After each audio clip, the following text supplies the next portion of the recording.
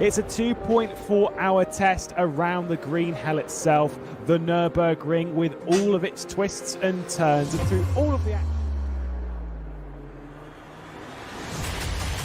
Let's get underway then at the Nordschleife. Here we go, and that run down towards turn 1 does seem like it has been a great launch, as we're seeing Soto being attacked by Van der Zijden. I think Van der Zijden was trying to make a move stick. Wow, what a move around the outside from Dennis Nimitz. That has gone up in a big way. Just made that mistake coming up across the nose of Shimmy as well. So close between the two of them. He's committed to it. Oh, it's not quite enough. Soto's out of the final corner. He's across the line, and he's going to win the race on perfect strategy. Well done, Javier. Great win. You deserve it. Vamos!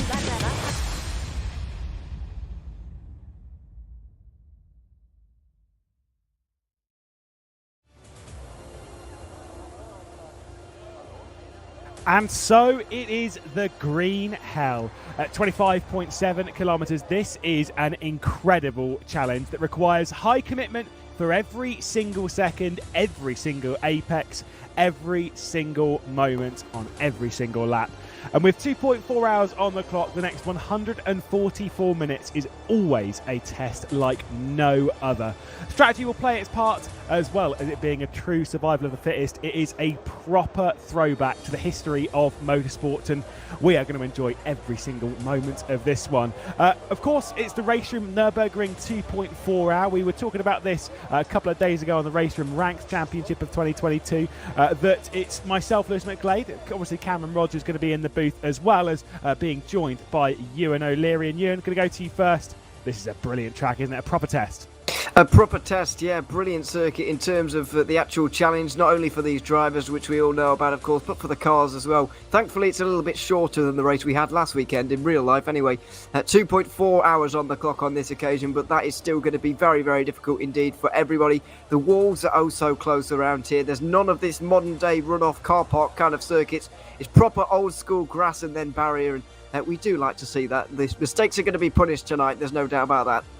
And Cam, as someone who's actually driven this circuit in real life, albeit in a slightly slower car than a GT3 car, it is challenging, but it's a lot of fun. Drivers love it for a reason. Yeah, I've only done my one lap, so don't big me up too much. But yes, it's certainly an amazing challenge for the drivers. It is so difficult. There's so many corners to remember. It's hard to get the absolute perfect lap around here, especially when you're going for 2.4 hours on your own as well. It's obviously a lot of apexes that you can potentially miss. And as Ewan was saying, there is no room for error around this track. So yeah, always a challenge, and I can't really wait for it. Well, before we get into the 2.4 hours of racing, of course, they have to deal with a 20-minute qualifying session, which is happening now. They've completed their outlaps around the Nürburgring Grand Prix layout. They have headed back around to start their first laps as we get underway in qualifying, which is a test, in itself. To be able to nail a lap around here, we've said before, it's only really going to be 2 laps that they're able to complete. Yeah, absolutely. This session ends when it ends, so they'll be doing the Grand Prix layout at about 2 minutes long, and then they'll have 2 8-minute laps, quite possibly. But if you think about it, that does leave it quite tight for time. And when there's 34 cars heading out there, that is going to be a bit of a squeeze. So, yeah, we might even see some of these drivers only having 1 attempt. And I think here the strategy has got to be just get a lap time in, because we see this in real life. The qualifying session normally absolutely enthralling. People are on the edge. They're pushing for every corner. I don't think that's really necessary here for this particular session. Just get a lap time in, get yourself through the order a little bit, and then do some moving forward in the race, because you absolutely can't afford to start at the back. Kind of like one of those things, Cam, of, if you're, as we see the live pictures here, here's Jack Keithley, one of the true proper esports drivers among us this evening, and one who in the esports scene, in the esports WTCR, in DTM esports, etc., is always regarded as being a bit of the king of the Nordschleife. Very, very good around here, well versed, joined in that by Cody Nikola Latkovsky, who's directly behind in that yellow and blue Mercedes. But second on this, with it being so long, you have to time your qualifying session quite well. If you make a mistake now, it's actually okay. Escape, get out there, do your route lap again around the Nürburgring Grand Prix, and then start your time lap, because they only really have a few more minutes where that is even possible, because once the session ends, it ends, it's over. And it's so easy to make a mistake around here, especially corners, like the one that he's just gone for as a trading cross. You can just push the car so much, but if you go at that tiny bit onto the curbs, they are massive curbs around this track, and the car can get a little bit unsettled. And as you say, you have to do there's so much time that it takes to do the laps here, that it is so important to get them in. The crucial part is what you said. That's obviously when the timer hits 0, then that is the session finished. So doesn't matter if you're halfway around the lap, you won't be able to finish. So it's really going to be 1, maybe 2 laps that they get, and that is a lot of pressure on these drivers to sort of put in the perfect lap. And despite it being such a long lap, I think we might see some close lap times between a few drivers there. Certainly will. At the moment, Cody Nikololakowski has been able to keep up with Jack Keithley just a little bit, coming down to Metzgetsfeld now as we start heading down the hill towards Callenhard, the first of the ears of the pig, if you will. I had to bring it up, sorry mate. Going into the Spiegel curve before we get to Miss Hit Miss, which is a great, I love Miss Hit Miss, purely based on the fact of it is exactly what it says. I think Nikola Latkovsky had a bit of an issue in the background, but Miss Hit Miss, it's guiding you around the corner. You miss the first apex, you hit the second, and you miss the third before we slow things down into Recycling, continuing to drop down here. But Ewan, as we all know, once you come down through Bridgend and up through Exmoor, you are climbing for an extraordinarily long period of time, all the way up even to Hoa Act. It's such a long climb that begins now.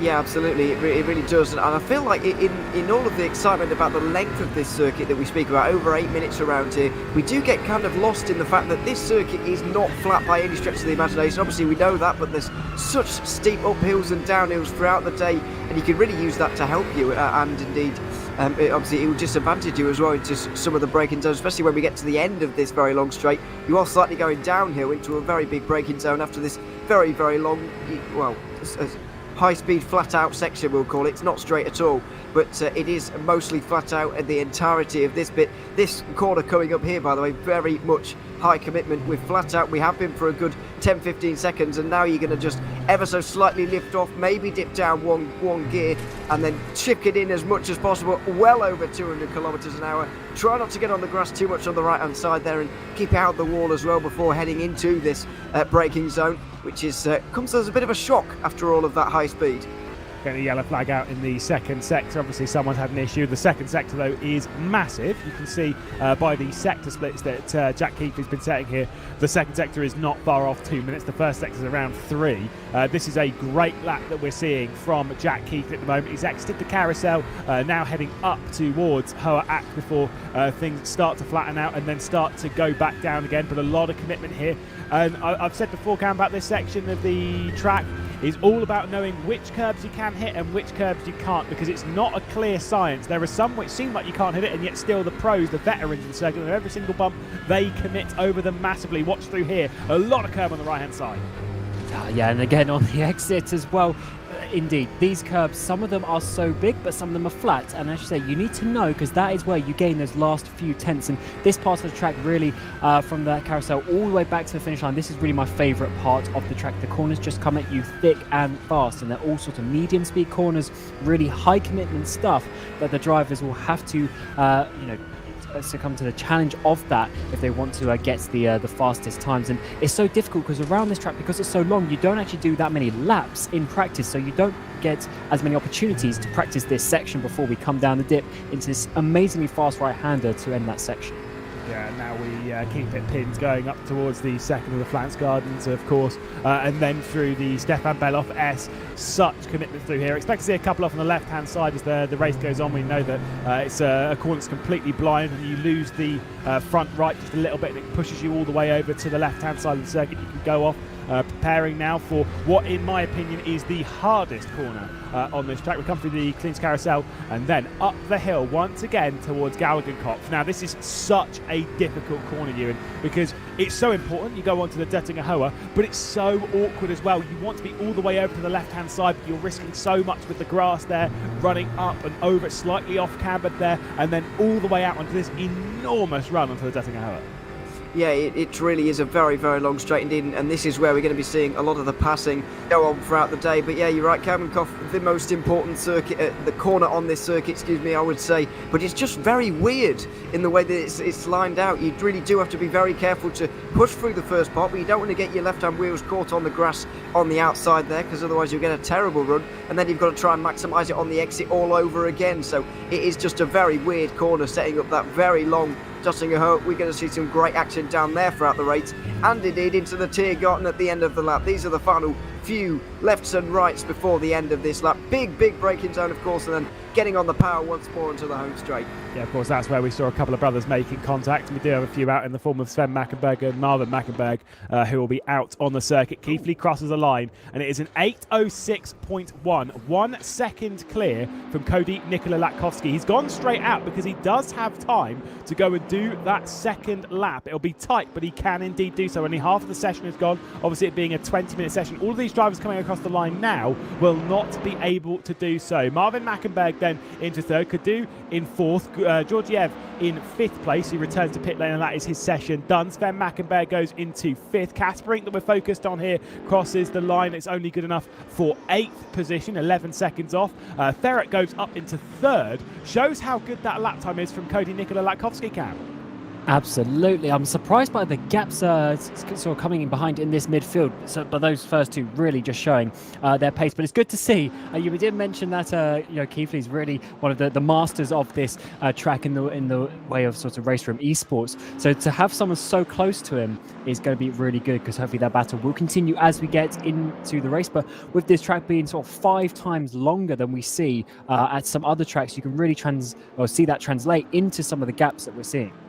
Yeah, I mean, what a brilliant lap from Keithley. He's taken the pressure, of course, of being the favourite in this event. I mean, he won't probably bat an eyelid at it. You know, he's well versed at proper high-level esports stuff, and has been for over 10 years. He is not new to the world of sim racing, so doing a little bit of a community challenge online and stuff like this is something which he does for a little bit of fun. Of course, Williams Esports driver, and re-signed to Williams Esports recently. I can't remember how long the contract extension was for, but I'm pretty sure it was at least for the entirety of 2022 and maybe a little bit beyond. Here's Georg Ortner, of course, a member of the community and a member of the RaceRoom team, who is quite well versed himself driving around here, looking for a time to get him somewhere up inside the top 10, which, to be fair, look at how close that is between 5th place, Ewan, and, to be fair, even down to 13th. That is 8 cars separated by a second, which around here, that is big time tight.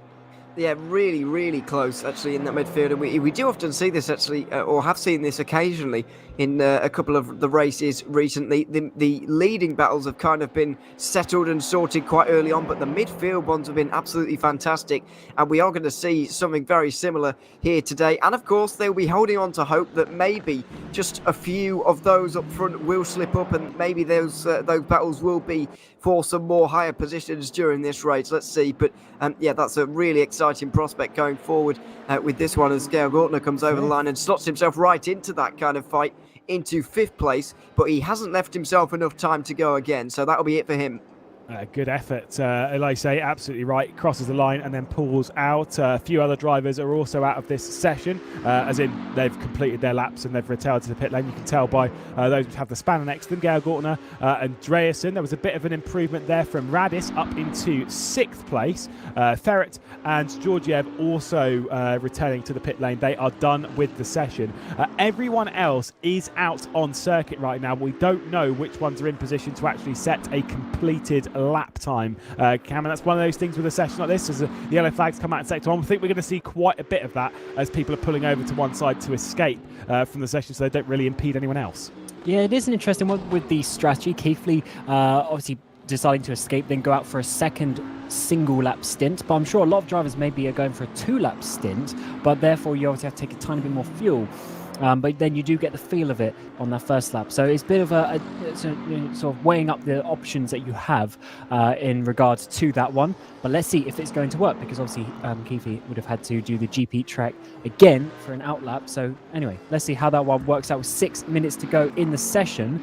Who is going to obviously come out on top of that? I'm surprised to see the sort of the gap to that sort of midfield. But if you look, all those drivers on 8 seconds behind, it is loads. I think this midfield battle today is going to be so close. So close. It's going to be enthralling, I feel, based on that. I hope we're not bigging it up too much. Axel Malin's gone up into third and has returned to the pit lane. The next driver to cross the line, see if he went anywhere. I don't think he did move anywhere. No, did. René Ermer dropped, went up into 21st place. So there was an improvement there. The next one that will end up crossing the line is Yuval Rosen, who's off the timesheets at the moment, yet to set a time around here. And like I say, right now, you have to go back to circle back to your point from earlier. It doesn't need to be a perfect lap. Just get a lap onto the board, because if you know that you've got a decent amount of speed and can maybe qualify yourself 10th, 11th, 12th, sort of in that gaggle of cars, well, you're a part of the battle. If you have to start from about 30th, 31st,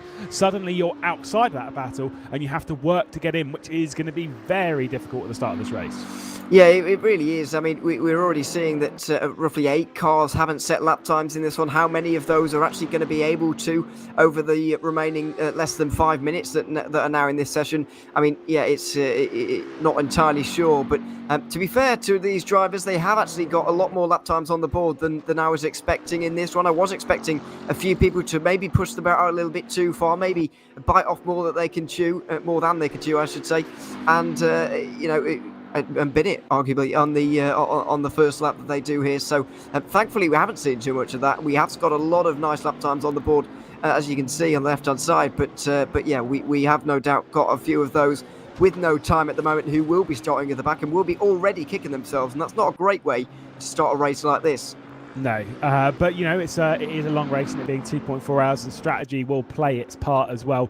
We will see a lot of fuel-saving games, particularly if you are in a battle and such with others. You can sort of afford to sit there, lift off, use the slipstream. Here's Latkovsky, first sector, really, really good. Just come through the Niki Lauda curve and then starts climbing up the hill all the way through Bergwerk up towards the Kesselstern, and there. See, I can't speak German, it's fine. I gave it a good go though, didn't I? But Latkovsky going really, really well right now, closing in that gap to Keith Lee. Now, Cam, even if he doesn't finish off this lap, it's still a great lap time. Certainly, you want to get just as close as possible anyway, to show your rivals the lap times that you can potentially do when we get towards the race. So certainly you want to be also getting the sort of the practice of finishing the lap as well, because with the way of it being so long, there's probably a lot of laps in practice where you crash at this point and then you don't get to practice the second or the third sector as much as you can on some other tracks as well. So yeah, definitely a good one to be coming through. And that's purple in the second sector. Let's see if he can work it through, but it's such a long way to the finish line, a lot of place to lose time. Well, Yuval Rosen is the next one to cross the line, is coming down towards Tiergarten now. Obviously not on our timesheets at the moment yet to set a time, same as Marius Zabdir, Chris van der Zijden. There's a Callaway off the road there, good effort. Veilgosh, Grunsheiser also out or not completing a lap at present. Rosen went all the way up into 6th through all of that, so didn't get that first lap in, but by a couple of hundredths of a second goes up into 6th place. Yeah, not bad at all. It was 13th in pre-qualifying, so not too much of a surprise to see him right up inside the top 10, but has done maybe a little bit better than some will have expected here. But just to circle back to Latkovsky, we mentioned there about these sectors being very, very long. Look at how tight the margins are, despite the length of those sectors. What's that? Over a minute and a half for that's basically longer than most circuits. And only 9 thousandths of a second quicker than Keithley. It is remarkable between these two. I just hope that they're going to be pushing each other all the way throughout this race, because if it is, if they do indeed, we're in for an absolute treat. But let's see. Still going to find a second here as Latkovsky, and he will get to the line with about 5 seconds remaining. So yes, we are going to see the result of all this, but whether it's a pole or not remains to be seen. Gadu goes up into 8th place now to split the Italians of Georg Ortner and Radis at the moment, and then obviously pull straight off the race circuit. Keithley as well is improving right now. Van der Zijden then goes up into 6th place, another one to improve there, and Grunig up into 22nd.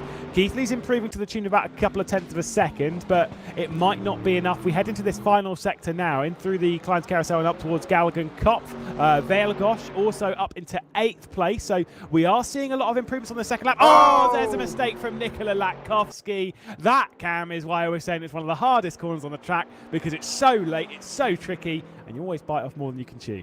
Yeah, especially when you're on a good lap, you want to be pushing it, taking all the speed. Unfortunately, that is an escape to the pit road as well. So that, unfortunately, isn't going to be pole position or even challenging. But Jack Keithley could certainly improve that time as Stoffmel there goes into to abandon his lap as well. So just a couple of drivers now, 4 drivers left out on circuit. And as we'll keep our eye on Jack Keithley, we'll let you know if he does improve his time. He's currently on 8:06.1, but we can see it's Keithley on pole from Latkovsky, Vermeulen. Bo Dixon, by the way, did a great job to get a lap in there quite late, up into 4th spot. In the background of all this graphic, you can see Keithley's coming up towards the line. Stoffmel 5th, Wenk in 6th place, and then Chris van der Zijden and Veilgosh. Is there an improvement? Yes, there is, but it's not by much. It's only by a tenth of a second. He got to a 2:05.9, so not too much of a hit on the confidence side to Latkovsky. But Ewan, it is Keithley in control now, as we can see the rest of them filter their way through. Keithley's in control at the moment, but I think even maybe he might have been expecting to be a little bit further ahead.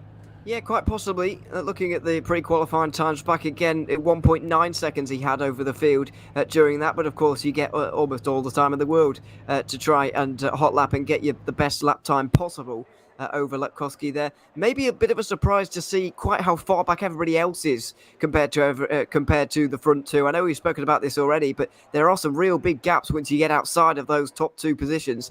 In pre-qualifying, that was not the case whatsoever. So that is a bit of a surprise. But yeah, Keithley and Latkovsky maybe a little bit closer than some would have expected, but that is only good news for us. Standing start, Cam, what are we expecting to see here? I'm expecting to see a few dives down into turn number 1 and onto that really tricky turn number 2 as well. We often see some carnage there, but of course they need to keep it calm because it is 2.4 hours. Plenty of time for strategy and overtaking a bit later. It really is. And what a Friday night of action we have. We always love going racing in these ranked events, of course, on RaceRoom, which everyone can take part. These are community events. You can go and take part in future ones of these, as well as the RaceRoom Ranked Championship of 2022 by just going on to RaceRoom and taking part on the leaderboards. We'll get ready to get underway. 2 hours and 24 minutes onto the board. Jack Keithley's on pole with Axel Vermeulen directly behind. Of course, he has to worry about Latkovsky on the front row of the grid. There's already contact in the background. Not sure which of the R race that was. I think it was Van der Zijden who struggled to get away off the line, but it is a great launch at the moment from Axel Vermeulen in his Audi R8. He looks to the outside of Jack Keithley, pushing it down to the braking zone of the first corner. It's 3 wide. That was a little bit too much from Latkovsky to dive his way in. Jack Keithley certainly does so. It is the position gain for the Belgian driver of Axel Vermeulen, but Latkovsky with the cutback, straight back through the second corner. Stoffmel's having to worry in the background about Bo Dixon, who's dropped back a spot, and is now trying to grab 4th place back, but Keithley is away well, Ewan. Yeah, that was ultimate aggression from all 3 of them down there into turn number 1. Keithley to shove out Vermeulen on the outside there. Latkovsky down the inside of Keithley as well was very, very aggressive. And then Latkovsky once again getting through on Vermeulen to retake that 2nd place was also very aggressive. So that was all a lot of contact going through turn 1 and 2. Looks like there was a bit more further back as well. I can see already Garsha well off the back of the field. Yeah, look, Bo Dixon and Stoffmel side by side to the Schumacher rest for 4th place at the moment. Still going side by side, but then Stoffmel backs out. Veilgosh is trying to attack in that Porsche that I know you'll like the livery of, Ewan, for no reason whatsoever, but I know you'll like that one. Obviously carrying up the position now. Veilgosh now into 5th place. Stoffmel's having a little bit of an issue to the start of this race. He's going to have to worry about Wenk, who's now trying to make his way past in the big boat lead. Cam, the thing is, when you start losing a position here or there, it's exactly what happens. You're out of rhythm. Coming up towards the far chicane, hopefully Stoffmel slot back in line and hang on at least to 6th. And the reason why they're fighting so hard is because they know once you get out onto the Nordschleife, it is a very difficult to actually overtake. Despite the length of the circuit, you really have to wait until the Dotting Herd to get a nice opportunity. You have to find a place to dive it down the inside. So here we go, out onto the North side for the first time this race. Let's see if they're already up to speed with the higher fuel, obviously going for the longer stints now, not just on the qualifying fuel, but then also trying to keep it clean and not making mistakes, because with the cars so close together, if you make a mistake now, you're losing a lot of positions. Ortner there's already got some damage on the front end. Yeah, a lot of damage on the front of his car. I wonder if he was the one that went into the back of Van der Zijden, who failed to start the race. Not his fault. His game crashed on the starting grid. That's rough. That is a very rough way to start after such a great qualifying effort from Chris Van der Zijden, but unfortunately that is one of those things that happen. Of course, Georg Ortner, or whichever driver, I'm pretty sure it was, based on where they were on the grid. I think Ortner was about 8th and then Van der Zijden was 6th. When you're in that spot, you're not expecting the car ahead not to start, and it's kind of one of those things. It's a bit of bad luck both ways, isn't it? Yeah, it is absolutely bad luck. Obviously, at least Ortner's still in the race. That's going to help him. But my goodness, that was close. They all get through nicely, but yeah, at least Ortner's still in the race, but still would rather not have that damage that is now on the front of that BMW as we go a little bit further back to see a little bit more damage. There has been all kinds of rough and tumble going on in the opening couple of corners there of this race, excuse me, because there is damage to the front end of a lot of these cars. You can see the Bentley of Grota there has got quite a lot of front end damage, a little bit to the front end of our end as well in the McLaren, you can see just behind this orange BMW. So yeah, there's been a lot going on behind the front guys, who actually, judging by everybody else, actually got a pretty clean start compared to what went on behind. It's exactly what we expect in a race start with 33 cars around the Nordschleife. Unfortunately, second retirement joins the list in the form of Garsha, who is out. Did think that Julien Fox was also going to be out of the race, but did manage to get back going again in that M6. So there are still continues in that camp. Veilgosh then still hanging on to a 5th position at the moment. Stoffmail, Venka Cadeau directly behind, a little bit of a gap back to Grunig in that Bentley, and then you've got Rosen and Vigneron, and then just basically a train that includes everyone else, because it's quite tight at the start of this race. Keithley's got a 1.1 second advantage over Nikola Latkovsky, and that gap's building. Directly behind him is Axel Vermaelen, who does have to worry a little bit about Bo Dixon, who is keeping company very well for that final spot on the podium, Cam.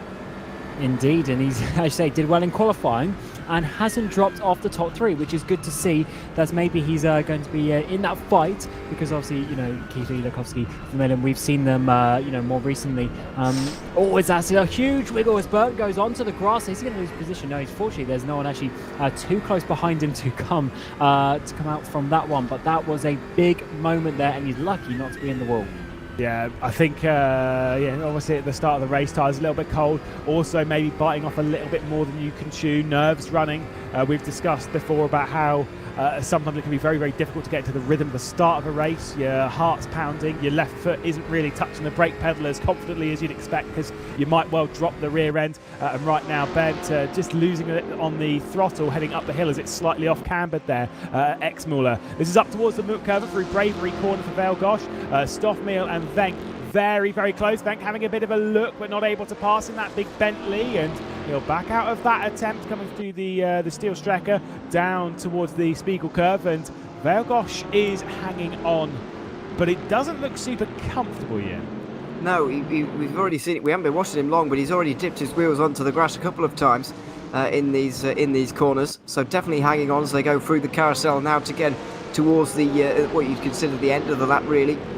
The kind of very flowing and just corners coming at you left, right and centre over the next few moments as we reach the highest point on the circuit now. But yeah, having to do a lot of defending here. Luckily for him though, we say have to do a lot of defending. You just actually have to do that much. He just has to drive the car on the racing line, and they'll have very little opportunity to get through until they get onto the Dotting Hill. Of course, he'll want to use this little section to get far enough away so that he's not going to get overtaken. But judging by what we've seen over the rest of this first lap, I can't really see that happening. Well, that's why when I teamed up with Jack Heathley and Richard Schaefer around here back in 2018, we decided when in the ACR Zaxby team that we were going to take the Merc, because the Merc was an absolute bullet in the straight line, and we'd kind of worked out that if we're hard to pass, we're hard to pass. You know, if you don't have a car that's fast enough in a straight line, it's almost impossible to pass. And so late on in the race, we were under attack by an Audi R8 Florian Haase, who is a vastly superior driver to me, like to the tune of quite a few seconds around the Nordschleife, and yet still could not make that move, because around all of this part, his car was a million times faster than mine, obviously mostly based on talent rather than the vehicle itself. But on the straight, on the really important bit to make that move, the Mert's a bullet, and there was no way for him to pass, and that's why you've just got to think about that when it comes to car selection coming into an event like this.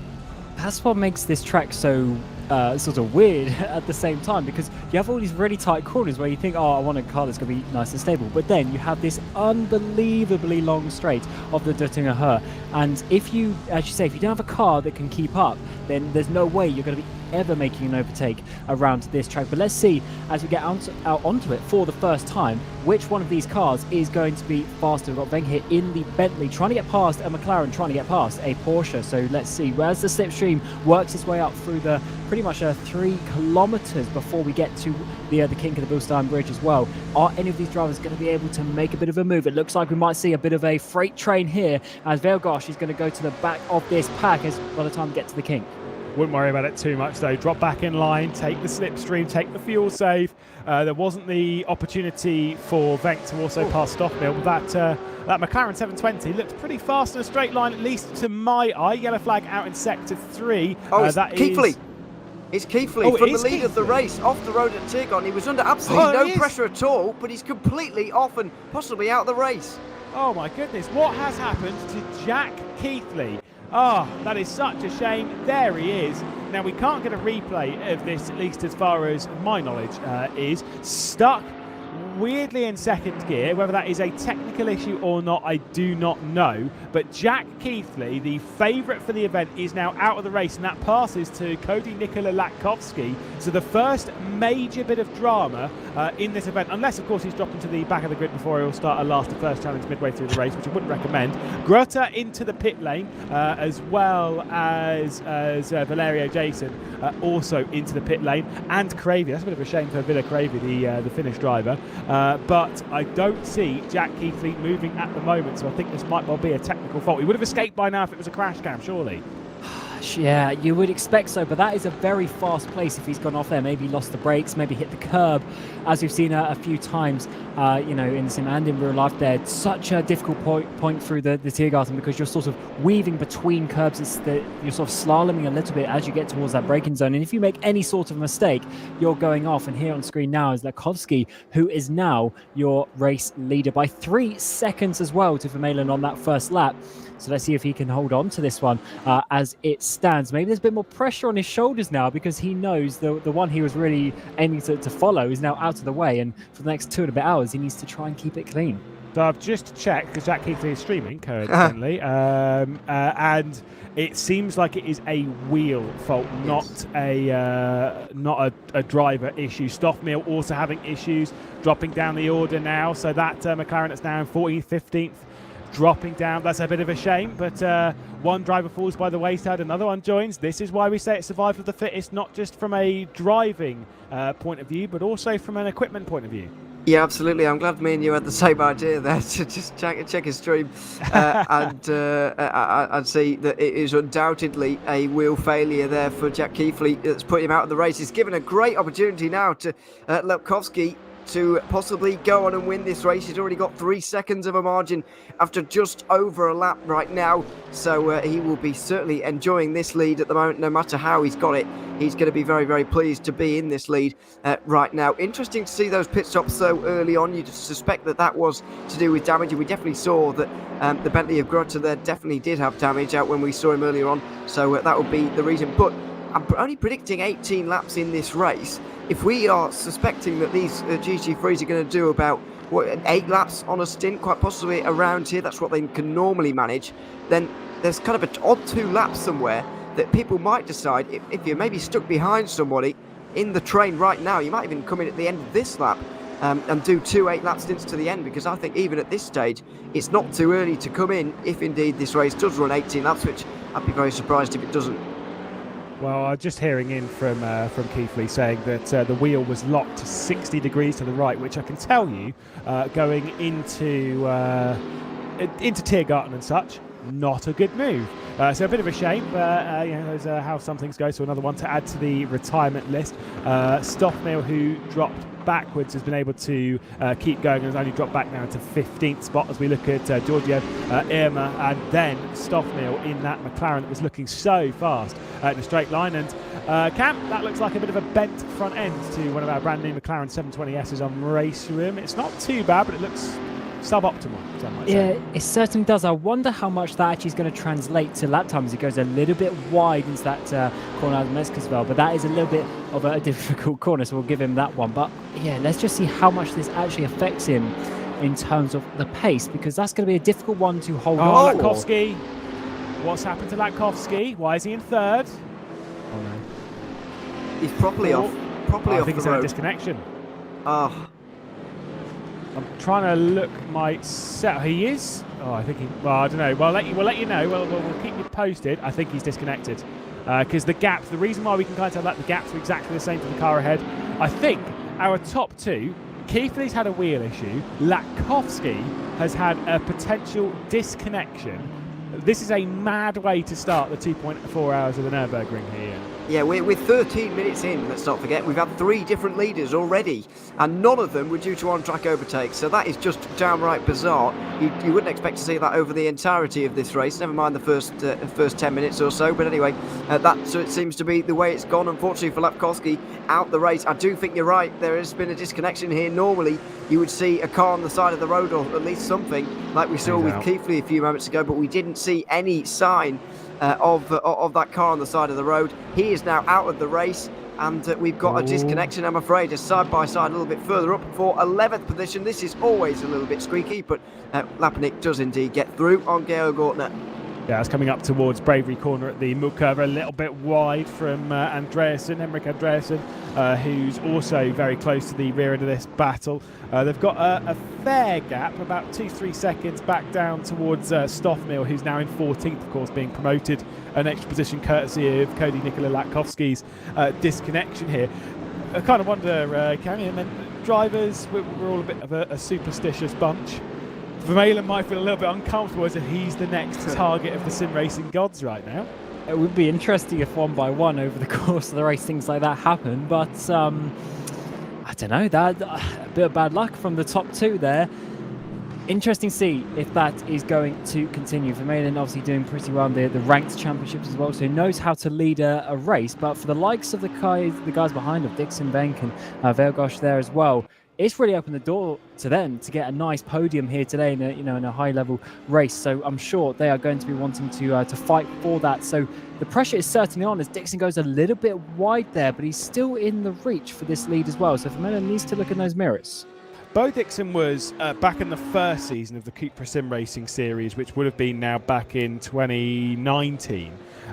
Was one of the sort of the rising stars of the first season, and then to be perfectly honest, and this is almost a little bit brutal to Dixon, then nothing really happened. It was kind of one of those rising stars that gets to a point and then sort of just fades away into some form of obscurity, which, yes, is harsh, but, you know, that's how esports racing is. It's not quite as cutthroat as the world of motorsport, but it's pretty cutthroat itself. If you're not performing, then you do drop back. And for Dixon now, he's maybe using even this event as a bit of a springboard to show what he's available of, but he's putting a lot of pressure under Vermeulen.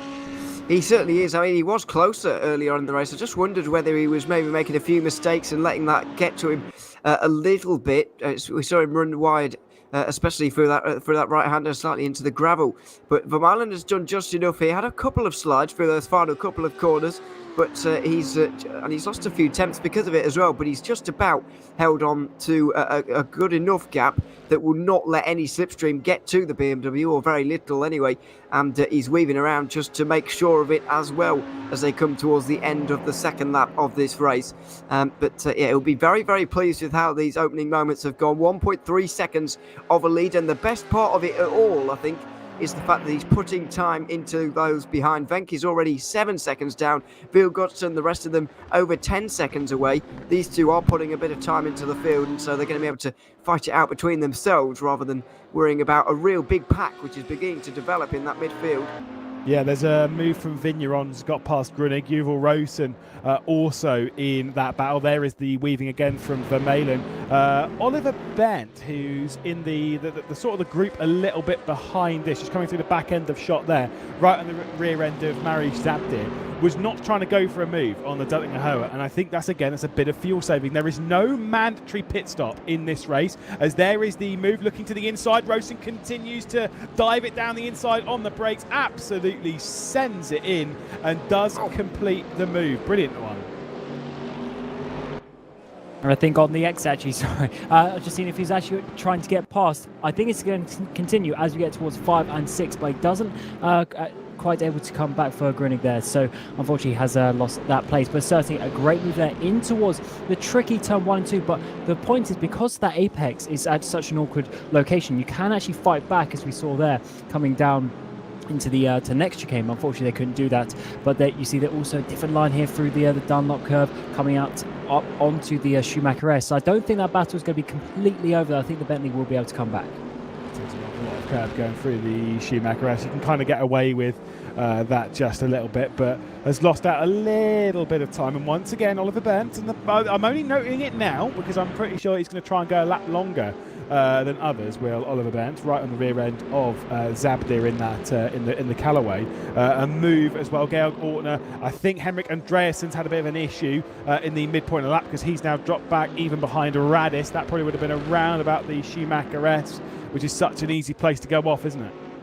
It really is, and also we saw Ortner off. I wonder if there was a two-car incident there because both of them were dropping down the order. So I do wonder if they were going side by side. Maybe we saw off the road there for Ortner and Andreasen. But yeah, it is challenging indeed. I mean, we do brush over the Grand Prix circuit in events like this, but it isn't easy either. It's not one of those circuits, once again, that's tarmacked all over. There is grass and gravel on the outside, particularly at the Schumacher S, and if that's where we believe they both were, then there could well have been an incident between the two of them, and there they all are. Radis having taken advantage of the both of them. I mean, Ortner and Radis qualified quite close to each other. Were split by I think it's by 0.2 of a second, might have been throughout the qualifying session. And you can see one of these BMW M6s is in certainly better condition than the other. At the moment, Georg Ortner with a lot of damage on the front end. Radis ahead with I think it's looked okay. Andreasen, despite that spin, seems to have an okay M6 under him. So it kind of suggests that it wasn't too much of a major foul in the middle of the circuit. Either way, they all end up around each other. In fact, with another BMW M6 in the form of Kasperink closing in. And I know that at least Ewan will prefer the fact we've got a lot of M6s rather than M4s. Cam, what about you? I don't mind the new four. It's actually side by side in towards the Shredding Cross, and looks like Ortner's going to be dropping down a position there. So that is another pace loss over the last couple of laps for him. Andreasen up into 17th, but I do like this this M6, but also the model M4 isn't too bad. It's not, obviously the front end is still open for debate between a lot of drivers, but I still don't think it is too bad, and it drives really nicely. So that's really the main thing. Yeah, there is that. I mean, I do miss the M6 though. It's always great to see it out in action here in RaceRoom, and it's just a pretty little car, especially that one that Kasperink's driving. I really like the livery on that, the orange, the black, the red, the bit of the slightly lighter orange as well. I think it just looks absolutely superb. Here is Rosen trying to close up at the moment in his AMG on another AMG. Vigneron at the moment in 6th position. The Frenchman holding up now a little bit of a train, which we saw these switching around a little bit. Vigneron getting to the head of this group on the Dutting-Ahoa on the end of the previous lap. Rosen wasn't able to get through did manage to get through on Groening, wasn't able to get through on Vigneron despite a dive down into the first corner, and Grunig is just sat there. Zabdir and Oliver Bent also not too far behind. Neither is a 1.2 second gap to Mikhail Lapanik as well in 11 spots. So this train might close up quite a bit over the next lap or two. Yeah, we just suspect that something like this might actually happen throughout the race because of the qualifying times. It was all very, very, very close in this region of the order, and so it's proving to be in the race as well, though Vigneron certainly the cork in the bottle. We're seeing, as you say, Runig Rosens, Grunig, Zabdir, Bern, Lapanik, Stoffmill. They're all, well, Stoffmill's a little bit further behind, but you get the point. They're all here at the moment, and it's all a very big fight, really. It's costing them a little bit, has to be said, because there are 5 drivers up the road who are currently a bit quicker than these guys. So I think Rosen is going to be very, very eager to get through into the Tiergarten, and it looks like Lapanik's not even Bern is not even waiting for the Dottinger by the looks of things. This long flat out section, he's just using it at the moment to try and go through, although there is almost no way through. It's very, very difficult and far too narrow, really, to make your way through at that very fast left-hander. I don't know, though, because I think with Oliver Bent, he wasn't trying to pass Zabdir recently. I think he's pretty confident in the pace of his countryman, who's or the pole that's directly ahead. There's countryman on my other sheets, don't worry. But yeah, the pole of Mariusz Zabdir, who's in 9th spot. I think he's probably more comfortable, Cam, with just sitting here and saving fuel. And we know the fuel-saving game can be a little bit boring to some. It's a test of confidence, of patience, of belief, right, that you can make it that one extra lap. Because around here, it's such a large difference from one lap to another. It's not like we're running Brands Indy where it's, you know, a couple of litres. Around here, you're talking, you know, in double digits in the litre fashion, where you've got to save so much fuel to try and make it on one more lap. Hey, to be perfectly honest, on just the one stop, we are kind of in that middle region, with it being a one-stop race or a two-stop race, with it being 2 hours 24 minutes. It's quite on that cusp.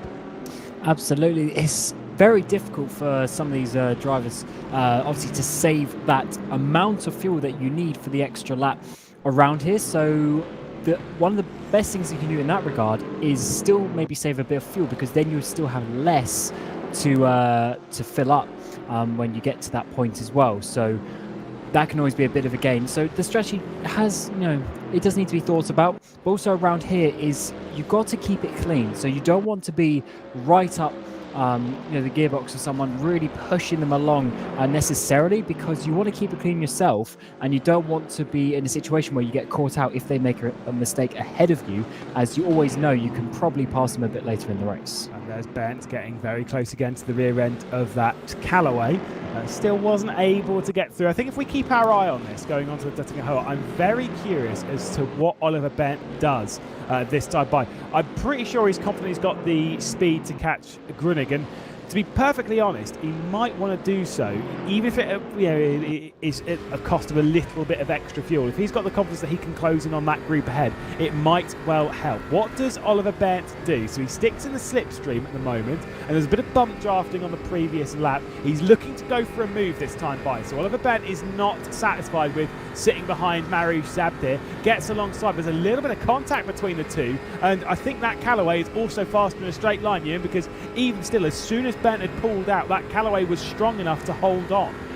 Oh dear, trying to squeeze through a very narrow gap going towards the Tiergarten as well, though won't be able to do it. I'm not entirely sure whether the BMW is slow or the Corvette is quick down the Dottinger there, but it was certainly apparent that the Corvette is at least faster than the BMW, and Oliver Bent really struggled to get through. I don't actually think he's really very pleased with this situation, actually, looking at this at the moment. Especially looking at the way he was going up the hill there towards the mud curve and trying to go through even there.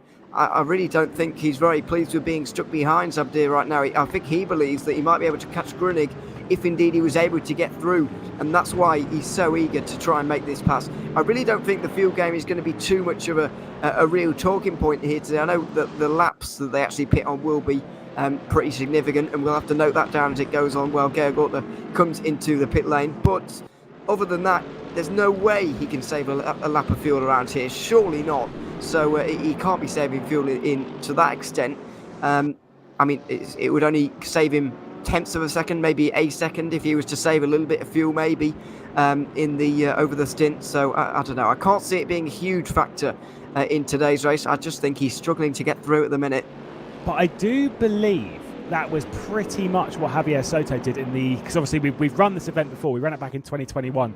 Same length. It was 2.4 hours on that day, and I'm pretty sure that's what Javier Soto did on that. Was saved a pit stop, which sounds mad, but you know, when you can do so late on in a race like that, You know, if you can go that lap longer, the extra lap, maybe even an extra 2. Around here, with the variety of cars we have, it's not as if it's an equal footing where everyone is in exactly the same car, starting on exactly the same fuel, running the exact same numbers. No one's doing the exact same thing. And just to clarify as well, the vehicle that won with Javier Soto driving was an Audi R8, the same car that Axel Vermeulen is driving at the moment, but is the lone Audi R8 in the top 10. And I reckon that the car might be an interesting point, because if you look, the top 6 are all in different cars as well. So certainly a lot of variance is going to be happening there.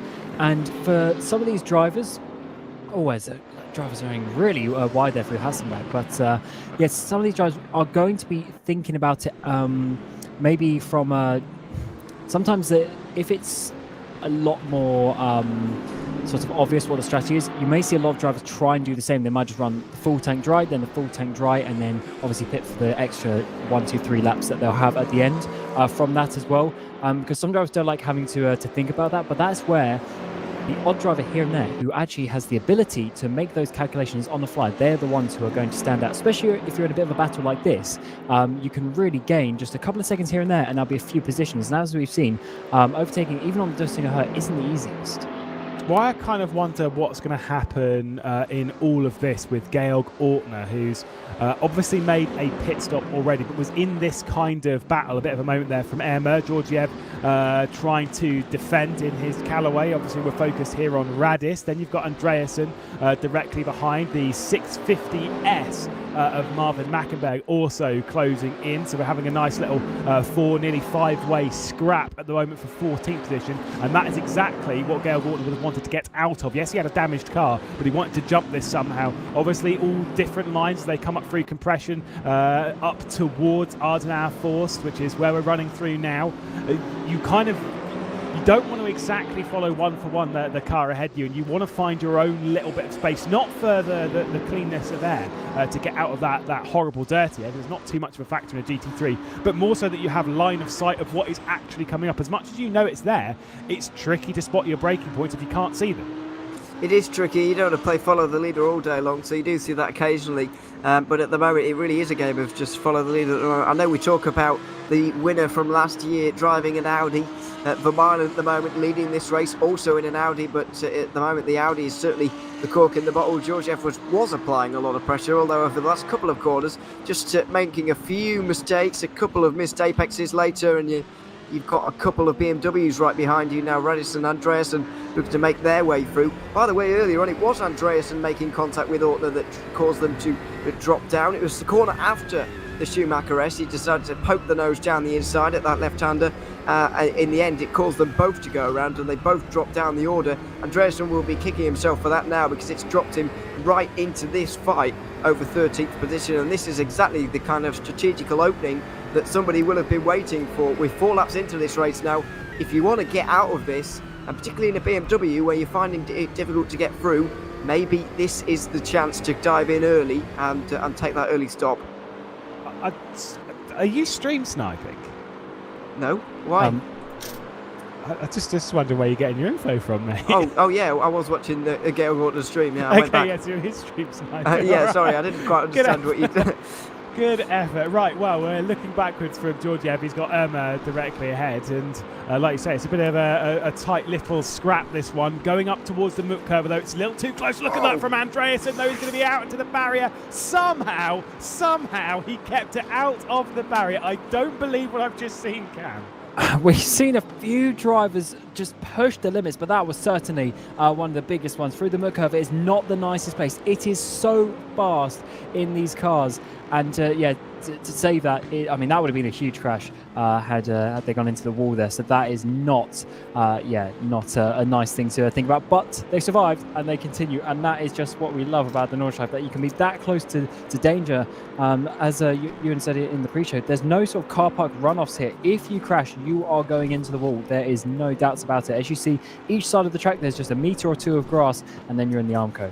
Yeah, and that's why we love this circuit. It's one of those I've kind of said it before time and time again when discussing circuits like this, like Bathurst and such, as to what makes these circuits so popular is that they're a throwback to the history of motorsport. It's a circuit that would never, ever be built in the modern day. Not a chance would a circuit like this ever be created in 2022. But it's that vibe, that character that it has, that is what makes it so good. And it's because from a large point of view, it's relatively unchanged in its layout. Yes, of course, we have some modern safety stuff in place, Ewan, but realistically speaking, it is the same circuit it's been for a very, very long time. Yeah, a very long time. It has obviously undergone a couple of changes over the years, as every circuit has, pretty much. But yeah, it really has retained a lot of its character, a lot more, you would argue, than some other of the classic historical circuits around these days, like Spa, for example, that really does have a lot of tarmac runoff these days. I know they've slightly tightened up on that over the winter. However, it is still a world away from what it used to be. This circuit absolutely is like it used to be, or has been for a long time, as you say, and it is fantastic to see as we go onto the Dottinger Hill once more to complete only the 4th lap of this race, and over half an hour in. That is pretty astonishing to say, really. You don't often get to hear that. Only 4 laps in, and it's yeah, we're deep into this race now, getting going forward with this. We look at Sven Mackenberg, who really didn't have a very good start, and he's still recovering from that. Yeah, we're expecting the stints to be eight-ish laps long, maybe up to 9 and 10 if you're brave enough. Again, there is no required pit stop, no pit window, no nothing like that. It is open to whatever the strategy the driver wants to do. Just ahead of Mackenberg, Sven Mackenberg, this one, of course. You've got Julian Fox and then Arend going side by side. And, of course, the big Bentley is going to be marching onto that and thinking, right, I've got a bit of a faster car than the pair of you, so I would like to just squeeze my way through whilst we're on the big straight bit up towards Antoine's Bush and then down towards Tiergarten. The move has been made on Sven Mackenberg, but it hasn't been made on Julian Fox. So I think, sorry, on Fabian Arend rather. Sven Mackenberg got through, but it hasn't been made on Julian Fox, so he's going to have to sit there and wait for now, and potentially maybe I wonder if anyone's going to eye up trying something different on strategy. We're expecting most to try the one stop, just to clarify, that an hour and 12 minutes you can theoretically do or get close to that, and so it's only really a splash at the end. But Cam, I wonder if someone might try something a little bit different. Maybe pit in, go and get some fresh tyres and just try something a bit different. Why not? What do you have to lose from giving it a go?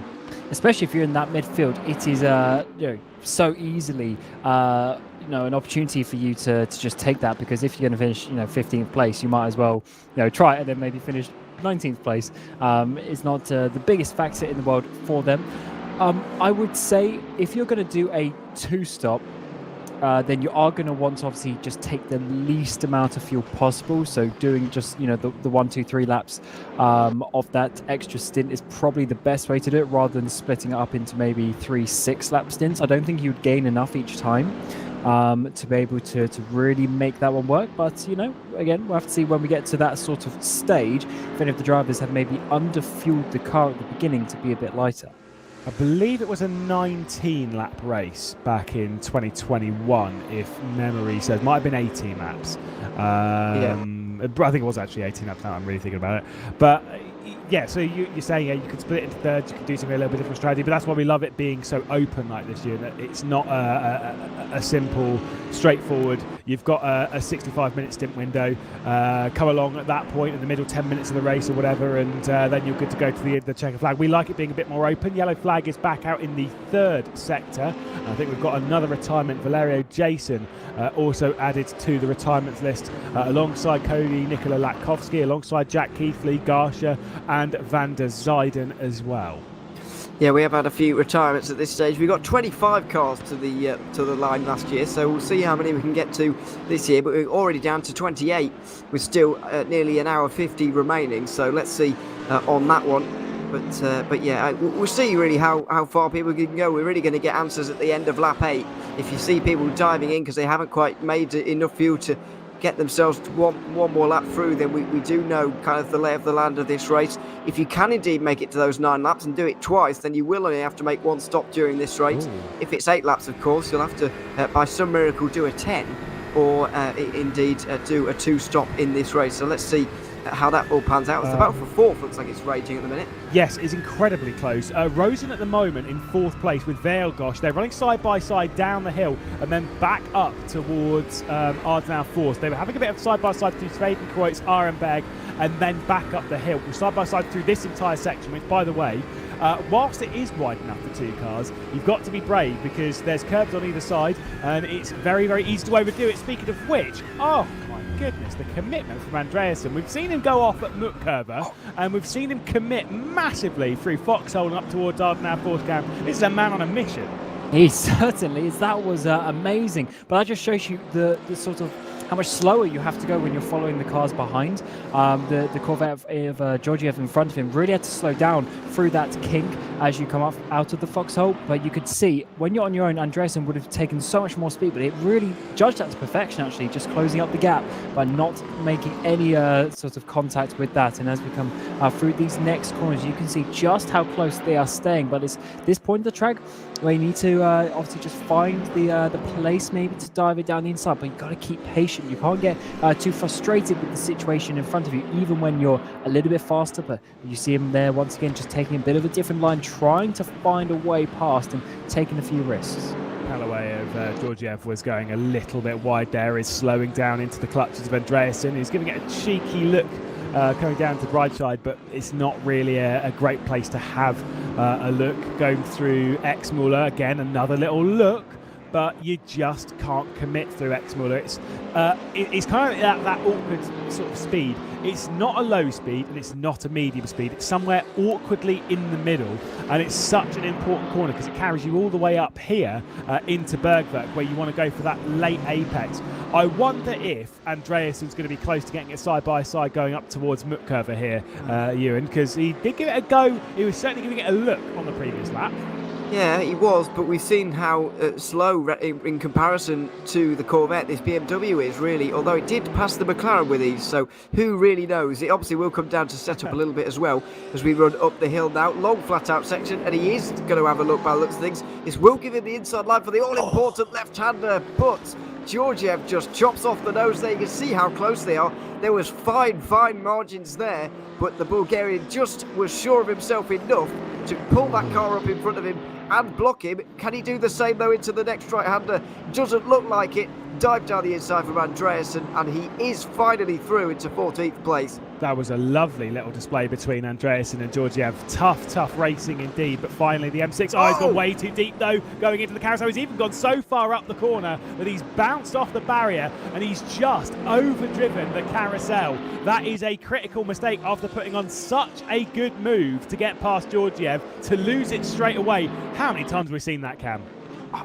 I don't think I've ever seen anyone come out of the carousel like that. That is pretty crazy to see someone going in that fast. That is obviously just how much he's pushing. We did mention earlier on this lap how aggressive he was, and he's got to do it all over again now. Georgiev has been making mistake after mistake though on this lap. He's missing apexes, he's going all over the grass. I wouldn't be surprised if Andreasen finds another way through before the end of the lap.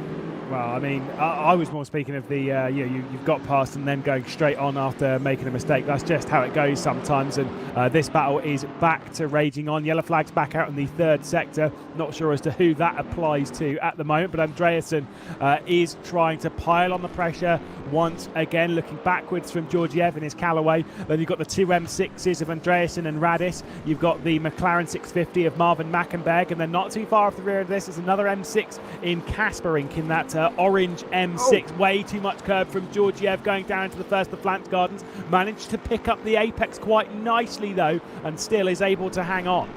Yeah, a little bit ragged at the moment though from Georgiev, it has to be said. There's he's going off left, right and centre, hitting that curb much too hard before the little bit of airtime you get on the way downhill there. Now coming up towards the end of the lap, this is the real important section for Andreasen. Try and open this corner up as much as you possibly can. Misses the apex a little bit, but it should be okay. Get right into the apex here, but don't touch that red and white curb on the inside line, or indeed run a bit too far out wide, which he very nearly did.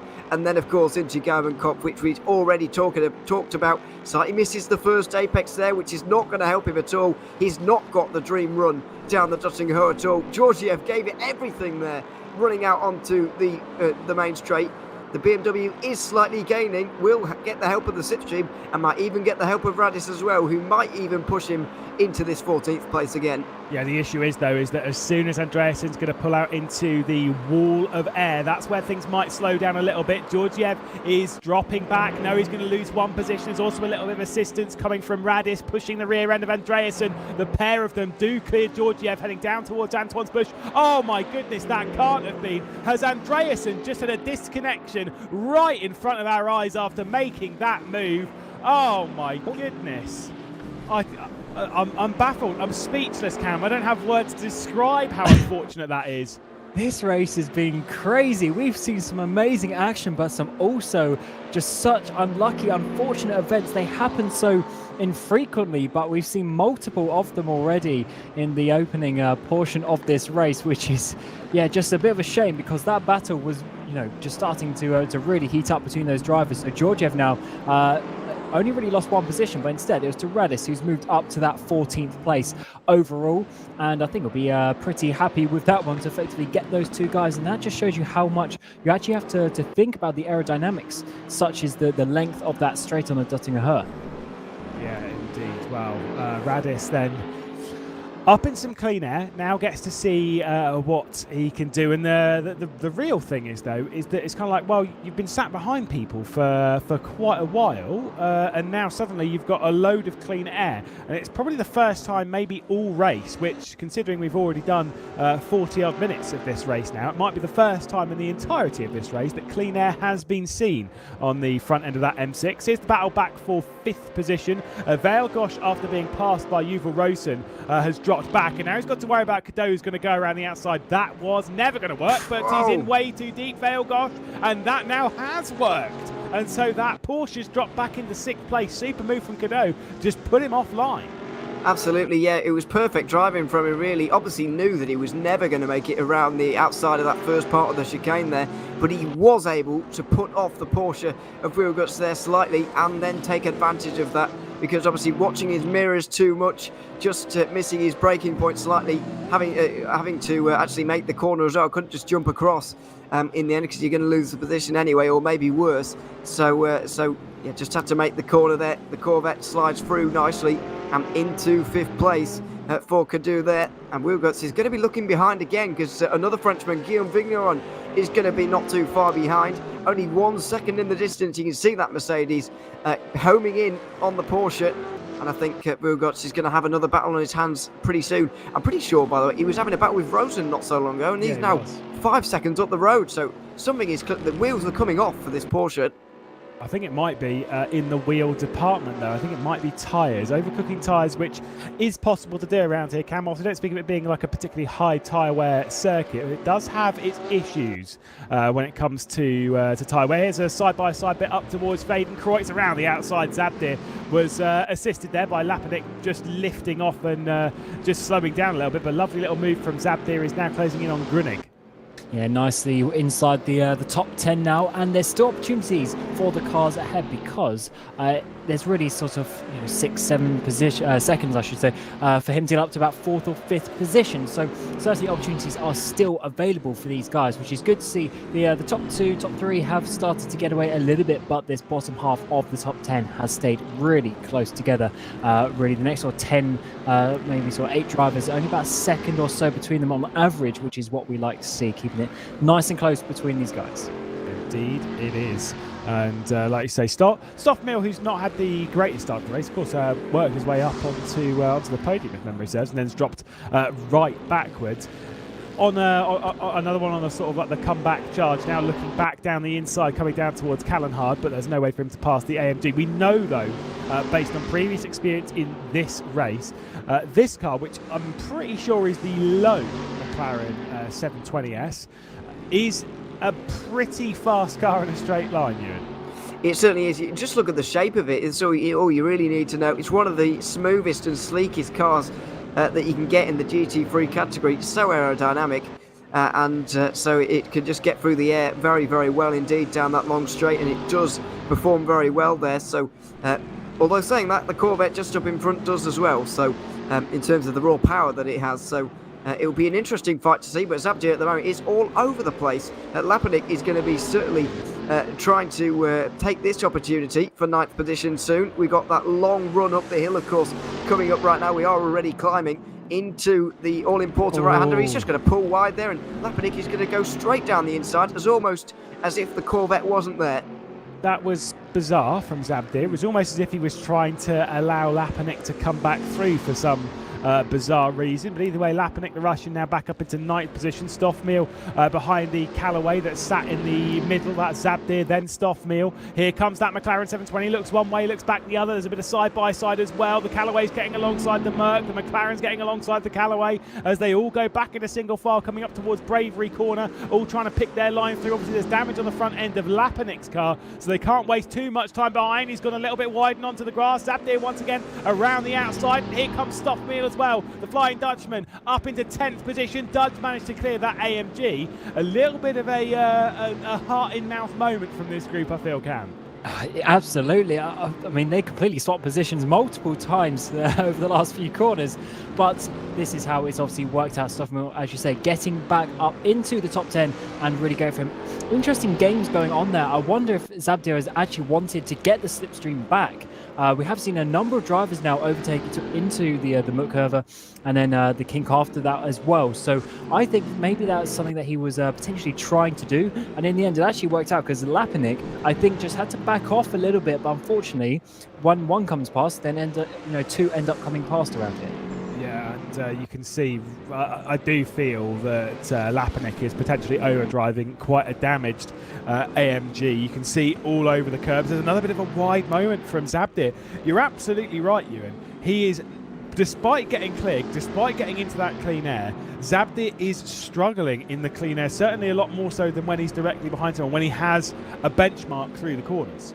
Yeah, and it's not hard to understand why, really. When you're following someone, really, you can just follow their wheel tracks, basically, and just copy what they're doing, almost, in its very simplest terms. But once you're on your own, especially after such a long time behind someone, you do almost forget how to drive. It's a weird feeling, you do just kind of all of your knowledge just goes out of the window, and you're completely all over the place. At the moment, Zabdir is really wrestling with this car.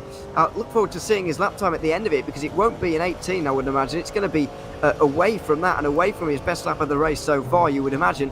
I know the tyres are going off at this stage, but even still, this is not textbook driving from him, not what you'd expect to see from Zabdir, who is very strong indeed. Qualified, and he was racing at the Bathurst race as well that we did about 2 or 3 weeks ago. Yeah, we know how good he is in a GT3 car, but this is not it at the moment. He is a little bit all over the place, and he's going to be coming under pressure over the next couple of moments as we get onto the Tosingaho again. Oh, another big moment going through Galgenkopf. He's going to have a really slow exit here. This should be quite an easy move from Stoffmeal. Speaking of moves, by the way, Mackenberg was able to get past Georgiev over the rear end, the final sector of the track on this current lap. So Zabdir moving one way, then back the other. That 720 is closing back in on the Callaway, and Stoffmeal is going to try and make a move now, whilst Zabdir's done an 18.9 on the previous lap. Stoffmeal set his personal best of a 17.2. He's got the outside of Antoine's Bush. Let's see if we can get to the inside as Venk has come into the pit lane at the end of the 7th lap of the race in his Bentley. So we are starting to see some pitters. Who is going to come in on the next lap? Zabdir is able to hang on for now. What's Stoffmeal like coming through Tiergarten? Is anyone going to pit from this group? Is Zabdir coming in? Is Stoffmeal coming in? Zabdir is coming in, and also dragging in Lapanik as well. So that's the straight line, the clear space that Stoffmeal wanted, as they all make a little bit of a brush coming down into pit lane, Cam. Yeah, and a couple of cars behind them coming in, Zater Bent as well. So I think this looks like a two-stop for some of these drivers, which is certainly an interesting one, because the drivers staying out, can they maybe stretch it towards that all-important lap 9? And oh, look at this, loads more drivers coming in. Fox as well, Mackenberg, Irma, all these guys starting to really open up the strategy. It's interesting that we're seeing some quite big hitters pitting quite early. I would have expected to see quite a few reach the end of at least the 8th lap. They've only got to lap 6. They're going aggressive. They're obviously, with it being at the end of lap 6, Ewan. I hadn't even really thought about that. Of course, we're expected to be an 18-lap race. 6, 6, and 6. They're splitting it bang into thirds, which we're not sure is is a particularly brilliant strategy, if we're honest. Well, I quite rate it, quite to be honest. But what do I know? Who knows? How many laps have you done in Nordschleife? Well, a lot, but just not in RaceRoom. Actually, no, that's a lie. I have done laps on RaceRoom. Have you really? I have really, yeah. I do have RaceRoom because it caters even for my poor laptop. So there you go. That's top marks to RaceRoom for that. But anyway, it's certainly I would say. Or I would do it anyway if I was driving. I wouldn't really, mainly because I'm not great at fuel saving, just wouldn't bother with it. Split the race into nice thirds, do 6 laps here, 6 laps there, whatever. 18-lap race, bish bash bosh, lovely, and you can get to the end of the race on 2 stop. It does remain to be seen though whether any of these can make it with a 1 stop. And you've got to remember as well, you've got to maintain a reasonable pace. There's no point in doing a 1 stop and being ridiculously slow. You do have to remain a decent pace while doing those 9 laps. Well, if even Ewan O'Leary can take part on racing experience, then even you can as well. There is no excuses. Of course, you can go and do so by opening up Steam and downloading it. It's a free download. You can get onto the content. They did have a little while back. I don't know if it's still on. I don't think it is. I think it was just in the one of the weeks in May where all of the content was available to use. But even still, to buy up the starter pack and stuff and get going on some of the ranked racing competitions, there's so much up for offer, and I'm really impressed that it even works on your laptop, because as we all know, after having commentated with you for a few years now, your laptop ain't good at running games. But either way, Veilgosh, 4th place at the moment after being promoted up into it, looking a little bit out of sorts. We kind of said this a little bit. The Veilgosh's pace is just not really there. A 21.0, that is not, I mean, this is very much stating the obvious, that's not fast for Veilgosh, because the cars ahead, 18.4, let me read that again because that was a complete mess up. An 8-minute 14.1, an 8-minute 15.5, and an 8-minute 16.6. That is Vermeulen, Dixon and Rosen directly ahead. So they are running seconds off of your leaders at the moment, and they're all being held up by this pesky Porsche that sat in 4th.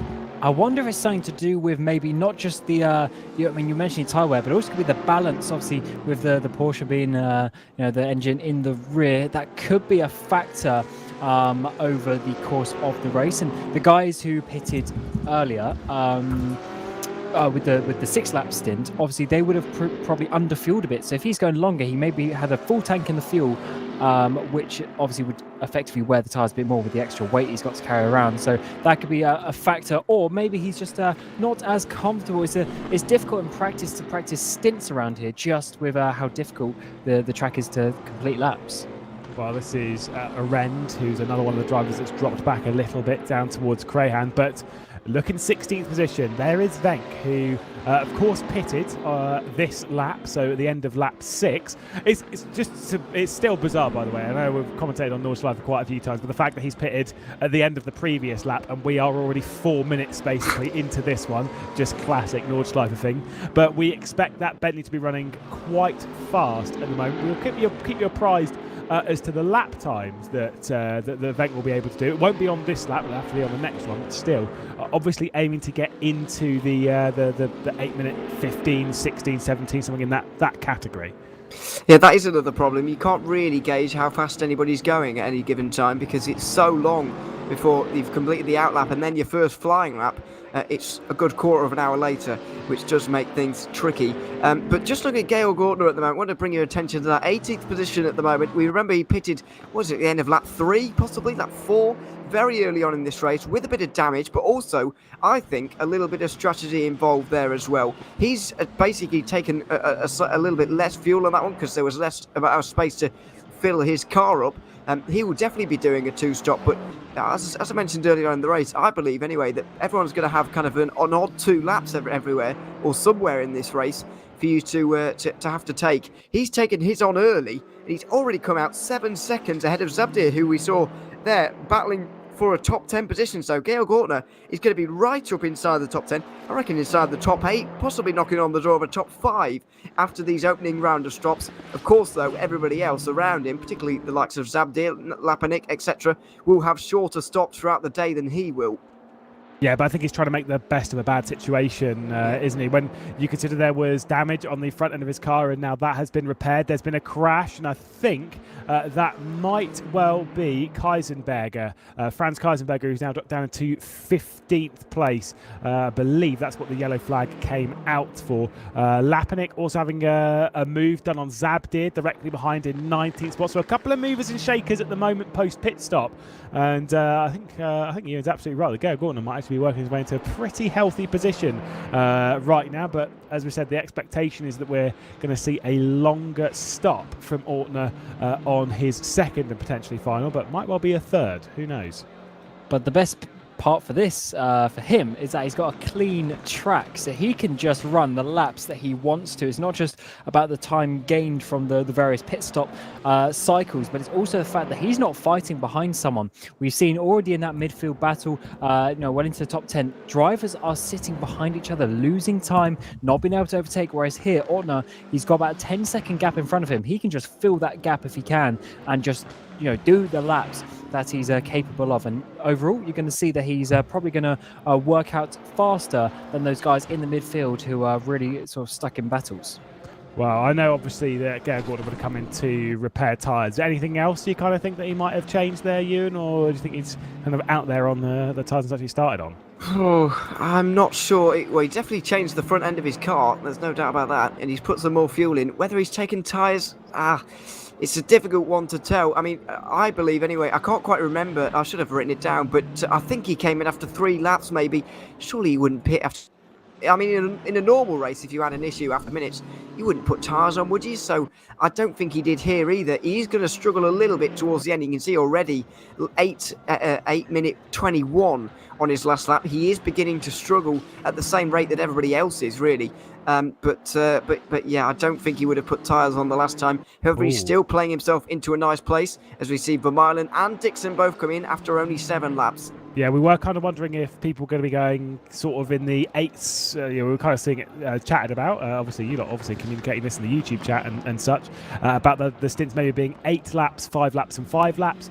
Obviously, that wouldn't be the case in this. Could be 7, 6, and 5, 7, 5, and 6 if you want to be a bit more fancy with it, or maybe even something completely different. But either way, Vermeulen, Dixon, and Rosen all into the pit lane. Stream sniper Ewan, I'm sure, will be off to go and investigate as to what's been going on with Gale Gordon. No worries, or more than happy to drop you in on this. Look at how busy pit lane is at the moment though. Grunig, Vigneron, Valegosh, Vermeulen, Stoffmeal, Dixon, Raz, all of these in the pit lane, Cam. It is prime time to come into the pit lane. I think we're definitely looking at an awful lot of 2 stops here. Yeah, 7 laps, that bit too short for these guys, which is an interesting one. If you are trying to get to that 8-lap window, which would help them, but of course the 9 laps is really what we're going to be looking for a 1 stop. So these guys coming in, they are going to be making another stop later for probably about 4 laps worth of fuel.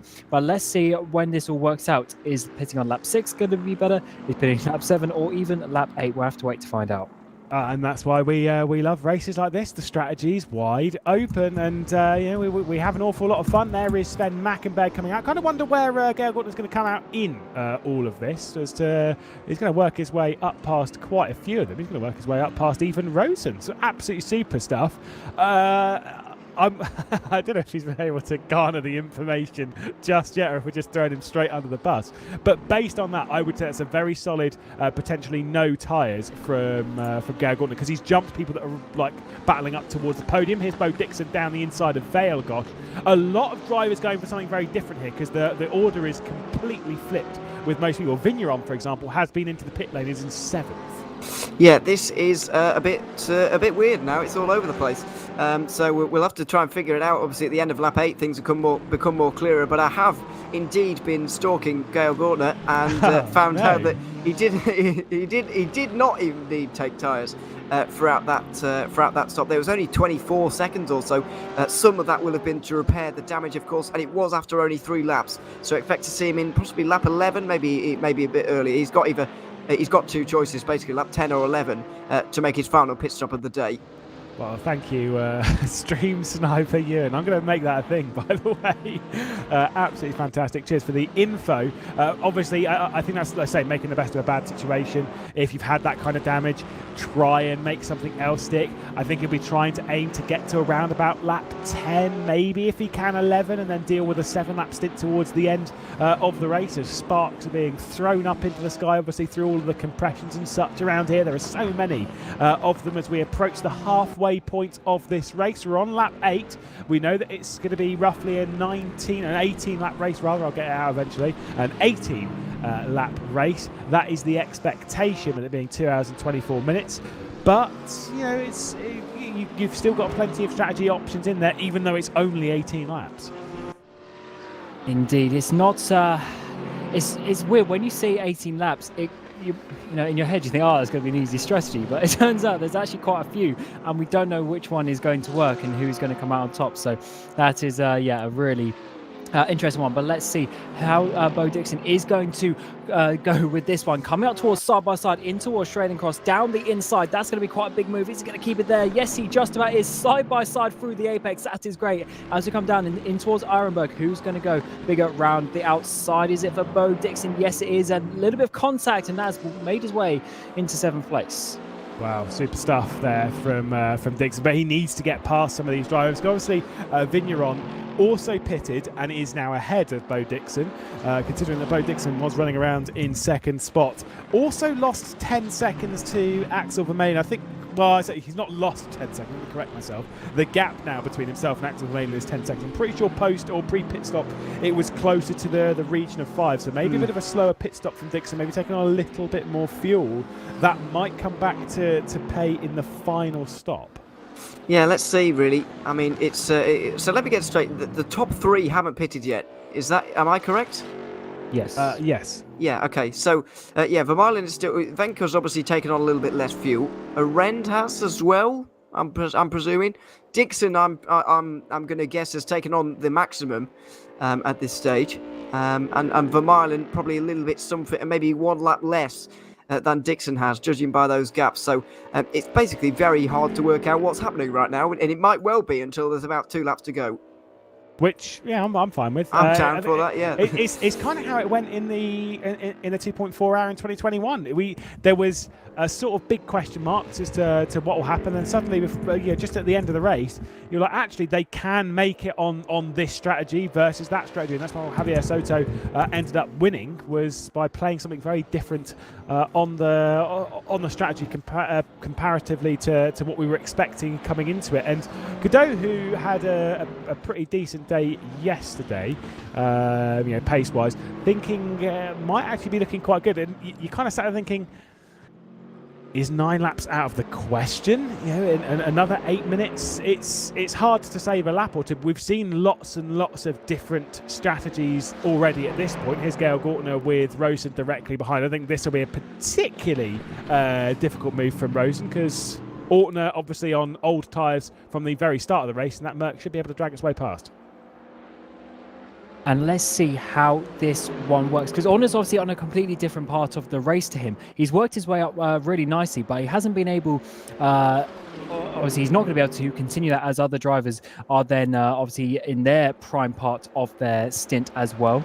And I think this, in terms of the positions, this would be a good one for him to defend. Let's come to the curve, all over the grass there, all over the inside curve, a dive down the inside, side by side on the apex. How are those two still on the track? Rosen really trying to fight this. The outside of the King isn't going to work, so Ortner holds on, but in the end, that turned into a really difficult sequence of corners. How good was that, though? Excellent defence from Ortner, excellent attack from Rosen, but it just wasn't enough. I mean, you have to be brave to look down the inside of Bravery Corner, especially when you're not fully alongside, but Rosen knows that it's basically now or never if he wants to get past, really wants to get on with it, because he's losing time hand over fist at the moment. He certainly is. I mean, brave or stupid, I'm going to go with brave, to be honest with that one. It was very, very... There was such a small gap to fit his Mercedes into. He really gave it a go, but wasn't quite able to do it, unfortunately. And yeah, he's going to have to stick behind through this long section, running slightly downhill now towards the end of the lap now. So yeah, as you say, he really wanted to get through before this. Because of all this, look at how much quicker he looks on the back of that BMW at the moment. He wanted to use this pace advantage all the way through all of these corners, but he's not able to, and he's letting those cars up the road gain further time on him. So much commitment from the two. This is brilliant racing. I mean, coming into an event like this, whilst this is a ranked race and stuff, it's essentially a community race. We come into these expecting it not to be at the same level as league racing, but I have seen league racing where the racing has been less intense and way more spread out. So it just shows how ridiculously competitive all of these drivers are, and they're just doing it for a little bit of fun on a Friday night. There's not much up for grabs here. It's just really pride and honour, certainly back in these kind of positions. But still, you are wrestling a car to within an inch of its life around here, and that's exactly what we want to see. Lionel Cadeau, by the way, is coming down to the final sector now, so we'll be able to see if it's going to come into the pit lane this lap, or he's going to do a ninth lap and look for a one-stop strategy here in the Nürburgring 2.4 hour. Gail Gordon, though, out into the barrier. Oh no, he's out there. He's touched the wall. He's got a lot of damage on the front end of his car. Rosen's going to look back to the inside. They're going to go side by side to McLaren's carousel, and there is Rosen through. Such a mistake from Gail Gordon. That is a shame. Yeah, because he's going to have obviously the speed reduction from the damage now coming his way, so he's going to really struggle because he's looking to be well inside the top 10 really with how that is going to or how it was going to work out. But now Stoffmaier behind him is really going to be under attack as the top three now come into the pit lane at the end of lap 8. So we believe that is not enough for a one stop, but they will have a very short final stop with just a couple of laps to go. 8 laps does indeed seem to be the limit of what these cars can do right now. Does tell me that we can pretty much guarantee there will be no one stops this afternoon. Yeah, I mean, that is still 1 hour 7. It's not bad. It's not a bad stint at all. So out of this one, it would have been a monumental effort from somebody to get 9 laps. And as I said earlier, it's not just about doing the 9 laps. You've got to do them quickly. You can't afford to hang around and be really slow in saving your fuel. You do have to still put a decent pace on. So it was always going to be difficult for anybody to be able to do that. Yeah, 8 laps does look to be the limit. So not at the end of this lap, but the end of the next one, we're already going to see people making, or at least Ortner, I'd imagine, making a final pit stop of the race. Maybe people will wait a little bit longer, but there's still a lot of sorting out to be done here. If you were with us earlier on, you'll know this is absolutely not how it looked half an hour ago. And so it's not going to look like this again in another half an hour, another 45 minutes, because this order is going to change. Pretty much every single driver on this grid right now has a different pit stop time coming up for their second stop of the day, which is great news for us once again. Oh, the thing is, I think the undercut is proving to be quite a tasty accolade for some of these drivers. Consider Gail Gordner, who does have damage on his car right now, but has still been able to drag himself inside the top 10. If he pits this lap, the end of this one, and then goes to the end, or maybe even the end of the next lap, I think that's kind of more what would be required, because obviously it was 8 laps, so it would have to be the end of the next lap. And then try and get to the end from that point. That could be the critical thing. There's Vail Gosh losing the position potentially to Sven Mackenberg. The answer to that question is no, but he's overdriven the chicane again. We've seen that before from Vail Gosh. And he kind of keeps it within the boundaries of the track this time. But the undercut does seem to be pretty critical. I don't think that's about tyres, Cameron. I think that's just about having clean air and being able to drive your own race. Yeah, and also I think with the fuel as well, the earlier you stop, the less you have to take back to fill the tank. I would assume even the drivers who pitted on sort of lap 6, so they probably would have started with a full tank of fuel because then that's it is then already in the car, so you don't have to take it then at a further pit stop. It's probably something that they're thinking of as well, but for the likes of Orner, you then need to make that pay, and going in the fence is not going to help that. But Velgosh ahead here of Mackenberg. He's really wiggling the rear end of that Porsche, getting a really bad exit through the Kudebacher as you come back all the way to the King. No, that is not the place to make an overtake for Sven Mackenberg. If he makes that work, that is amazing. Side by side between the two, and somehow they're still going on the grass, and they're still side by side, not lifting out the pedal for either of them, but Mackenberg goes back into the slipstream. Yeah, super stuff there for Velgosh. They'll go side by side again up towards Schwedenkreuz. This is the inside move from Sven Mackenberg. He's going to commit onto the brakes. It's not really brakes, more of a breathe on the throttle. And once again, Velgosh hanging on, but he's got two wheels onto the grass. He commits down into the braking zone of Arenberg and is able to hang on. That is a super bit of racing between Velgosh and Mackenberg, side by side through two of the highest commitment places around this circuit, through Flugplatz and then through Schwedenkreuz. Absolutely super stuff, but that Porsche is crawling right now. Yeah, that was outrageously good racing from the two of them. The kind of ambition there from Mackenberg to try and go around the outside of Flugplatz is unbelievable, because you just don't see moves around there. You just don't even see them attempted, because everybody knows surely that's not possible. Mackenberg was trying to make it possible there. Unfortunately, couldn't quite do it, and it was a great fight between the two. But once again, for the second stint in a row, we're seeing that Porsche come under fire from a lot of different cars. We saw it in the first part of this race. We're seeing it again here, even from Mackenberg, who I don't believe has taken on very much fuel at all here, and that might be playing into it as well right now. Vilgots is around about almost exactly where he was before in this race. He must have taken on quite a bit of fuel. I don't think Mackenberg has taken on much at all, because I don't remember entirely, but I don't think he was even inside the top 10. If he was, he wasn't far inside the top 10 when the pit stops all started checking themselves out. I really don't think he's taken on much more than a couple of laps of fuel. If not, I don't think he's taken tyres as well. I think he pitted earlier than everyone else and didn't take tyres. That's kind of the critical thing, is we'll take tyres on the next stop. But if anyone's taken tyres on the stop they've just done, when you think of the percentages of the race, surely they would still take tyres on the next stint as well, and they would do a tyres change on every single stop. Whereas some of the drivers, like for example Georg Ortner or Sven Mackenberg and stuff, they've saved themselves a pit stop of tyres. Surely, Cam.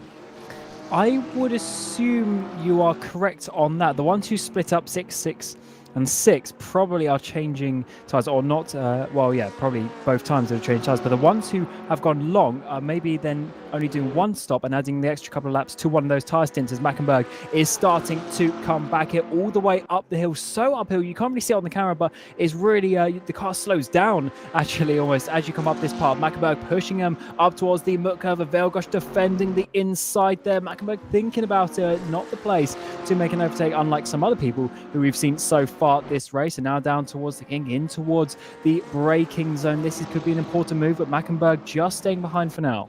Yeah, most notably the big move there was, or the big attempt was Rosen against Grunig. A little bit wide there from Velgosh. Speaking, by the way, of Ortner. Sorry, it was Ortner and Rosen, not Ortner and not Rosen and Grunig. I'll get there eventually. Grunig has got past Ortner, though, in 9th position now. Sven Mackenberg still not able to pass this Porsche, and look who's closing in. Of course, it is Rosen. He is absolutely charging right now. Definitely tyres taken on Rosen's car, but he's absolutely charging down to this this duo. And the harder they battle, the more he's going to be a part of it in a few moments' time. Absolutely, and Stoffmill's going to be here as well. The Dutchman is not too far away at all, only a couple of seconds behind that Mercedes, but you can just see it's a visual closing of the gap you can see throughout the lap. So hour and 10 remaining, and this is going to become a 3-car battle for the top 5, maybe even a 4-car battle. But we'll see if Rosen can get there for the Dottinger, then he's even got a chance at the end of this lap to even be in 5th place if things really go his way. But let's see, he is certainly catching hand over fist at the moment. He really did run out that first stint fairly long indeed. 7 laps on that first one. Will have taken tyres, and he's enjoying those new tyres. Look at him down the inside there. Sven Mackenberg had absolutely nothing and you get the feeling that Vilgots is going to find himself in a very similar situation. We don't get to see many moves over the Nordschleife. That was a super one there from Rosen. That is opportunity and just absolutely went for it. Brilliant little move. And now I don't think he's going to be long behind the Porsche of Velgosh, whilst Mackenberg has struggled to find a way past, courtesy of the newer tyres and the outrageous confidence that Rosen has right now. I think this will be a fairly easy move, comparatively speaking. Stoffmehl also closing in to the back of Mackenberg. Oh, a little bit wide there from Velgosh. Picks up the curb on the exit, going down the Cleats carousel. A little bit of contact on the rear end as Rosen's trying to find his way through. Kick of oversteer, departing the smaller of the carousels. Side by side towards Galgenkopf. This is not a good idea, lads, but they're giving it a good go. They're putting on a good show, and Rosen still not able to get through, but now he's going to have the advantage. That Merc is fast in a straight line. Staying with the McLaren of Stoffmehl as well. Is this going to be a pretty easy move? He's actually pushing the rear end of Rosen because he doesn't want to pass now, Cam. He wants to pass when he decides, and that is not straight away on the Duttinger Hoa. It's later on when you can't be repassed. And look at Mackenberg coming through as well with the bump draft. Velgosh losing 2 places there, maybe even a third, with Stoffmehl in the background. But Mackenberg really being very clever there with his, sort of the thinking there, knowing that he can get past as well. As you say with Rosen, he had to time that one to perfection. Otherwise, Mackenberg probably would have got the double slipstream and gone past him. But Rosen certainly has the speed advantage at this moment in time. And it's pretty crazy to think that he was behind Ortner at some point, and now Ortner's down in 13th and he's up to 5th. And we get another bit of side-by-side here. Whoa. Speaking of Mackenberg, this one's Marvin Mackenberg looking straight down the inside of Lapinick. We now have to worry about Godot, who's obviously one of the later pit stops. So fresh tyres on that number 1 Callaway into the slipstream of the Merc ahead, just to try and pull himself clear of Marvin Mackenberg. Into the braking zone, though, of turn 1 before we get through the disastrous turn 2. There is the move made from Godot, but a side-by-side as well in the background between Radis and Zabdir, but that is the move made from Godot. Yeah, into turn 1, nice and easy, really. Mackenberg didn't get a great exit out of the Tiergarten there onto the front straight, and so he was passed quite easily in the end. But yeah, great fighting that we're seeing up and down the order. We've seen earlier on about different drivers really wanting to get through before certain sections because they really want to make use of the new tyres and whatever. Rosen just did exactly what he needed to there. He wasn't waiting around at all. He wasn't wasting any time. He got through on Mackenberg over the Nordschleife section, which you really don't see very often, as we said at the time. Vilgots as well was absolutely steamrolled past on the straight, and so Rosen can now use his new tyres to his advantage. That's exactly what he is doing. He's over 30 seconds away from the lead right now. I do think Vermaelen has got this under control at the moment, but in terms of a podium, it's very possible for Rosen as Vilgots continues to go backwards. Now that's 3 cars that have gone through on him in the last few minutes. Yeah, Stoffmehl being the latest one to add to that, going through Ad Van Bogen and up towards the chicane as well. So Stoffmehl's now up into 7th position. By the way, speaking of the first and second corner, the only reason why I'm going to bring this back up again, because I've seen Zach Sweeney in chat, so I think you two know exactly what topic I'm going to speak of, is that turn 2 is a tragic corner. Grillig, by the way, has come back into pit lane, I believe, because he was coming in through from this side of the circuit, so that's going to cost an awful lot of time, because that's not the correct pit lane entry, so fair enough, each to their own though. But turn 1 and turn 2 here. Turn 1's fine, turn 2 is tragic. It's one of the worst, if not the worst corner in all of motorsport, in my opinion. Any Nordschleife fans still don't defend that corner, and it takes me back to the quote from Steve. I'm pretty sure it was Steve Saper anyway, to WTCC at Oschersleben about turn 1 and turn 2 being a terrible complex of corners where the designer should be spoken to quite abruptly, shall we say. I won't go with the exact quote. The reason why I was bringing up Zach Sweeney and all that, because obviously he has no idea what Oschersleben is, but it's a great little track, isn't it, Cam? It's an amazing track. Unfortunately, DTM haven't been there for a few years, but it's a great track. Indeed, and one that hopefully is going to see some racing at some point, in the near future, because it is good for that. Although Lapinick is defending very hard now from Godot as we come towards the Strading Cross. It's not the easiest place to actually make the overtake afterwards because the run is so close to the braking zone into Arenberg, but Lapinick holding on quite nicely. And if these guys actually sort themselves out, they've got Velgosh 10 seconds up the road. And over the course of the next hour and a bit, I wonder if they can catch that down and get another position. Yes, indeed. Well, Lapanik having to worry right now. Cadeau's not able to pass yet, but a little bit too deep there from Lapanik. And this is where they're going to switch which way they're going, coming up through Ardenau Forst. Ahead of all of this, Stoffmill and Mackenberg were going a little bit of side-by-side just a bit later on, going down towards the likes of Callanhard and stuff. So they've had a little bit of a ding-dong up there. But when you're kind of... you overcommit into one corner, then you're undercommitting into the next, and overcommitting to them. The car behind's doing the exact opposite. There was a little bit of contact though. Cadeau's made a bit of a mess of that. Marvin Mackenberg's going to come straight through. Yeah, straight through, picking up the pieces there, and all too happy to do so as well. Not entirely sure how that happened, or probably shouldn't have happened as far as Cadeau is concerned there, but either way, down outside of the top 10 all of a sudden. But yeah, speaking of the other Mackenberg, we mentioned it a couple of moments ago. Stoffmill has indeed managed to find his way through into Metzgersfeld, which was quite impressive. Just away for our cameras, but managed to get through there nice and easily, so he's into 6th place. Just interested to know really why Lapanik has still got that damage. Obviously he had that in the first stint. He's just been into the pit lane. Why on earth did he not change it? Or why on earth did he not fix it? Because surely it's got to be holding him back a little bit. I've seen him getting overtaken loads in this race. There's two things. Number one, it might well be a visual bit of damage. There's a lot of, could be a bit of desync and stuff. Oof. Speeding in the pit lane for Marcus Grunig. Now, obviously, he came into the pit lane from the wrong side as well. He came in from the Grand Prix following the Grand Prix pit entry, which is why he dropped back to 27. That is not a position that will come back to him, by the way. That's not track position that will be given back. He still has to do the entire Grand Prix loop, which, if you want to count it technically, is not counting. Rosen, though, oh my goodness, if we cut back to that, down through Muckherber, and once again, Rosen, he loves a good move into Bravery Corner, straight down the inside of Vigneron. That was super stuff, Cam. He is on fire.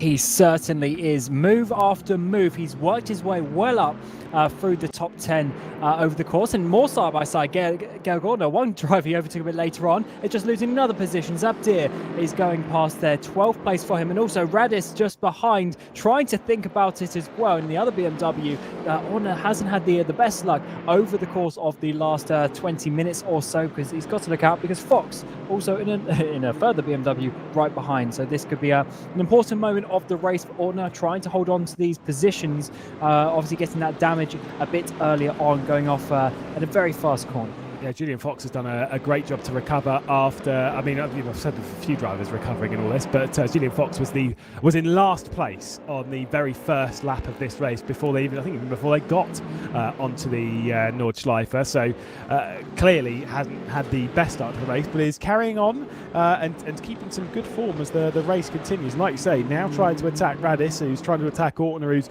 dropping back off of Zabdir. I would suspect that Georg Ortner's going to be into the pit lane this time by you, knowing that we can do 8 lap stints. That would be the expectation, and would get some fresh tyres as well. Was going to, it was going to be my next point actually about especially Vigneron as well, who looks to be really dying a horrible death out there at the minute in terms of his tyres. I think he's going to be in at the end of this lap, because as you mentioned, we've reached the point now where we can make it to the end of the race, filling up a full tank from here. Ortner will probably be another one of those coming in. Sven Mackenberg probably isn't too far away. He's falling away quite a lot now as well. So I expect to see a few pit stops here in a few moments' time. This race is about to get very, very interesting indeed in terms of the strategy. It's all about to get very spread apart again though as well over the next 6 laps or so at least.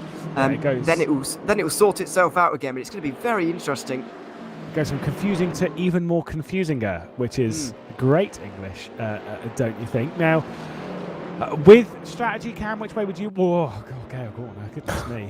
He's already been into that barrier once. Doesn't want to do it for another time. Oh, sorry, it was this barrier, wasn't it? Yes. Yeah, what way would you want to go on strategy? Would you want to go ultra-aggressive or ultra defensive, going longer on strategy? I would always prefer to, I guess, try and take the front step. But I believe here, spreading the race into 666, I don't think is the way to go. I think going to at least lap 7 or so is going to be the way, but obviously starting with that full tank of fuel, saving a tiny bit of time in that first stint, and then really trying to use that as we come out onto this back straight. Though Radis is making his strategy work, and Ortner obviously with that bit of damage. I think we're going to be seeing this privateer driver, the Italian, going towards the outside and taking past that position once we get towards the end of this very, very long straight. Orner's going to have to try and pull him behind, as Fox is also getting very close indeed, although it's staying side by side for a lot longer than I had expected. Orner, I thought, was going to lose a lot in that straight line speed, but just now as he come through the kink, he's had to back into that place.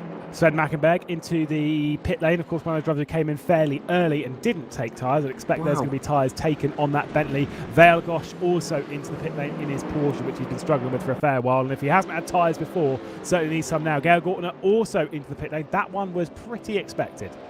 Yeah, it certainly was, but I was really expecting Vigneron in, but he's not. 127 on his last lap. He's struggling so much, but for some reason, he doesn't think he can do 8 laps. Maybe his fuel consumption not quite as good as everyone else's. He clearly believes that he can only do 7, so he's going to have to suffer in a big way over this next lap. I think Marvin Mackenberg, Kadu and Lapanik as well are all going to be on him by the end of this lap, because the way he was driving last lap, I don't know whether there was a mistake or a couple of mistakes strung together through that last lap, but his car looked to be behaving horribly.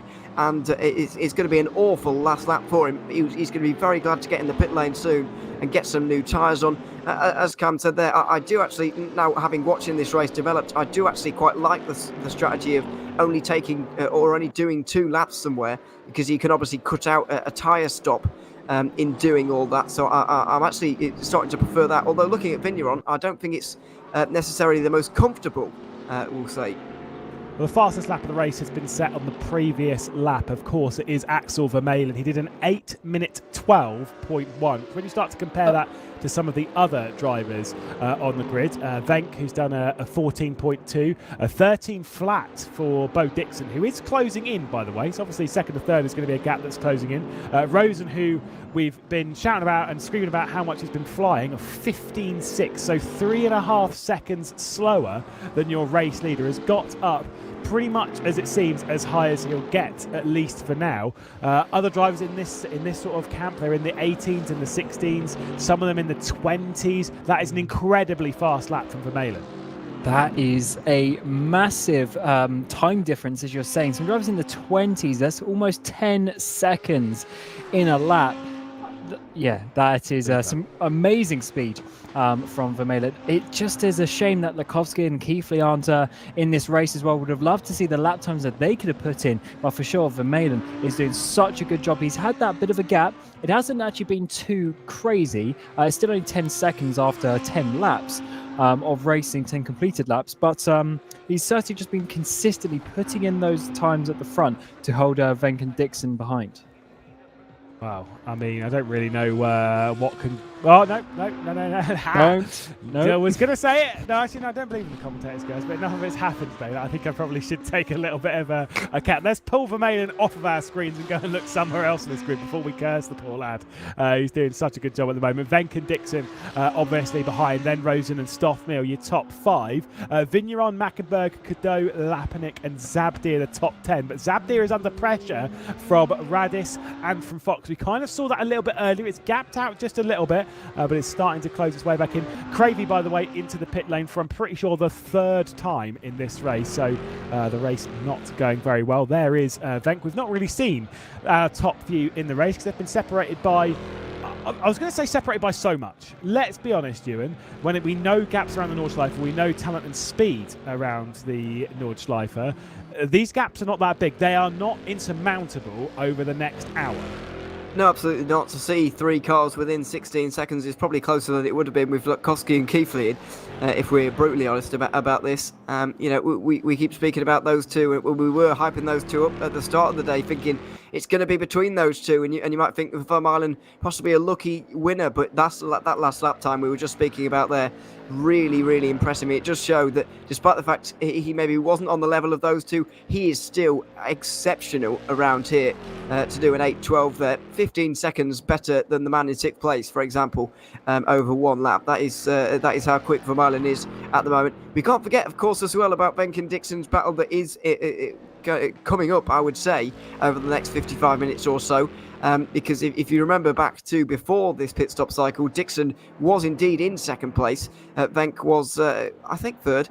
And so there has been a jumping there. There has been a difference between these two in terms of what they've done on their fuel, I believe, and so we're going to get to see that play out over the next few laps. Dixon also pushing quite hard, as you can see there at the bottom of your screen.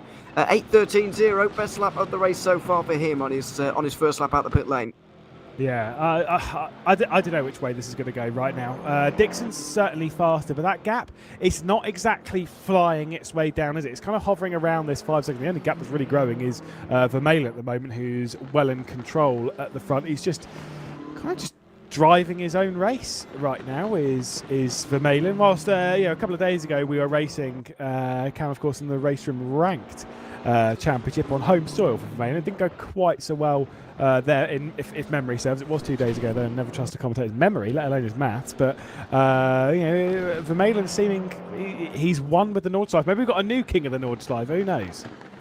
Well, it's certainly one of those tracks where, because we don't do it that many times throughout the year, it's hard for drivers to get practice. We were saying this at Spa a couple of days ago. We drive Spa so many times over the course of the year, many different championships and series, whereas the Nordschleife, you only sort of do it around this time of year when the 24 is on. So to have that knowledge and the ability to and the experience really is something that some of the drivers don't get. So when you come to it and the driver, they're just in the zone, they get the feel of the track, they get the groove, they're just at one with the car, you can really see some massive gaps. And I think that's why those top 3 have really pulled away from the field so much, because these guys are really on it with the car. Certainly. I don't know if it's really the car so much around here. It's also more so the driver. His setup and stuff makes a bit of a difference. But this is kind of maybe a bit of a controversial topic. But having done some longer races around here, never done the 24 because I don't fancy. Yeah, no, I am a bit of a rookie in that sense.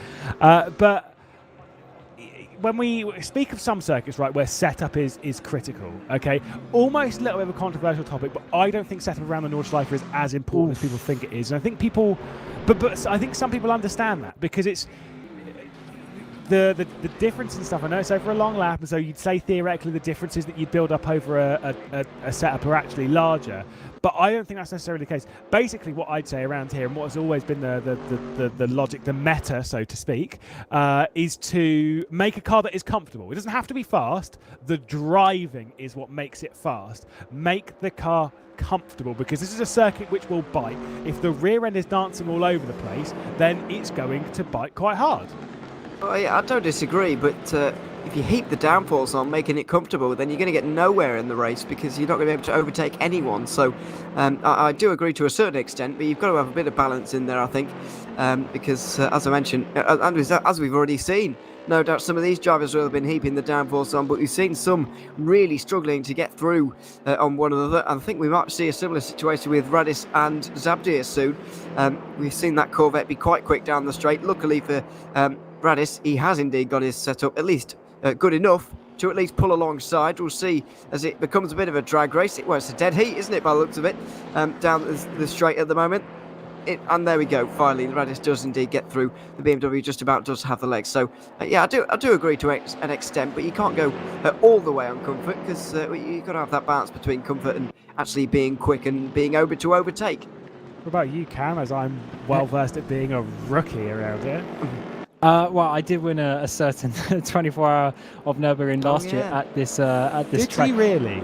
Yes. How many cars? First of all, let's see this potential overtake of Zabdir down towards turn 1 as Vigneron and Mackenberg are in there. Zabdir towards the outside. That is going to be the inside of turn number 2, but actually it's Radis who's been so much later on the brakes, and he's been able to keep that one, but that's going to have a slightly slower exit out of turn number 2. Zabdir once again getting the run, but as we come down to the next chicane, I don't think he's quite going to be close enough to dive. Yes, he is, putting his nose in there. That's not quite going to work out, and he's not going to get it this time.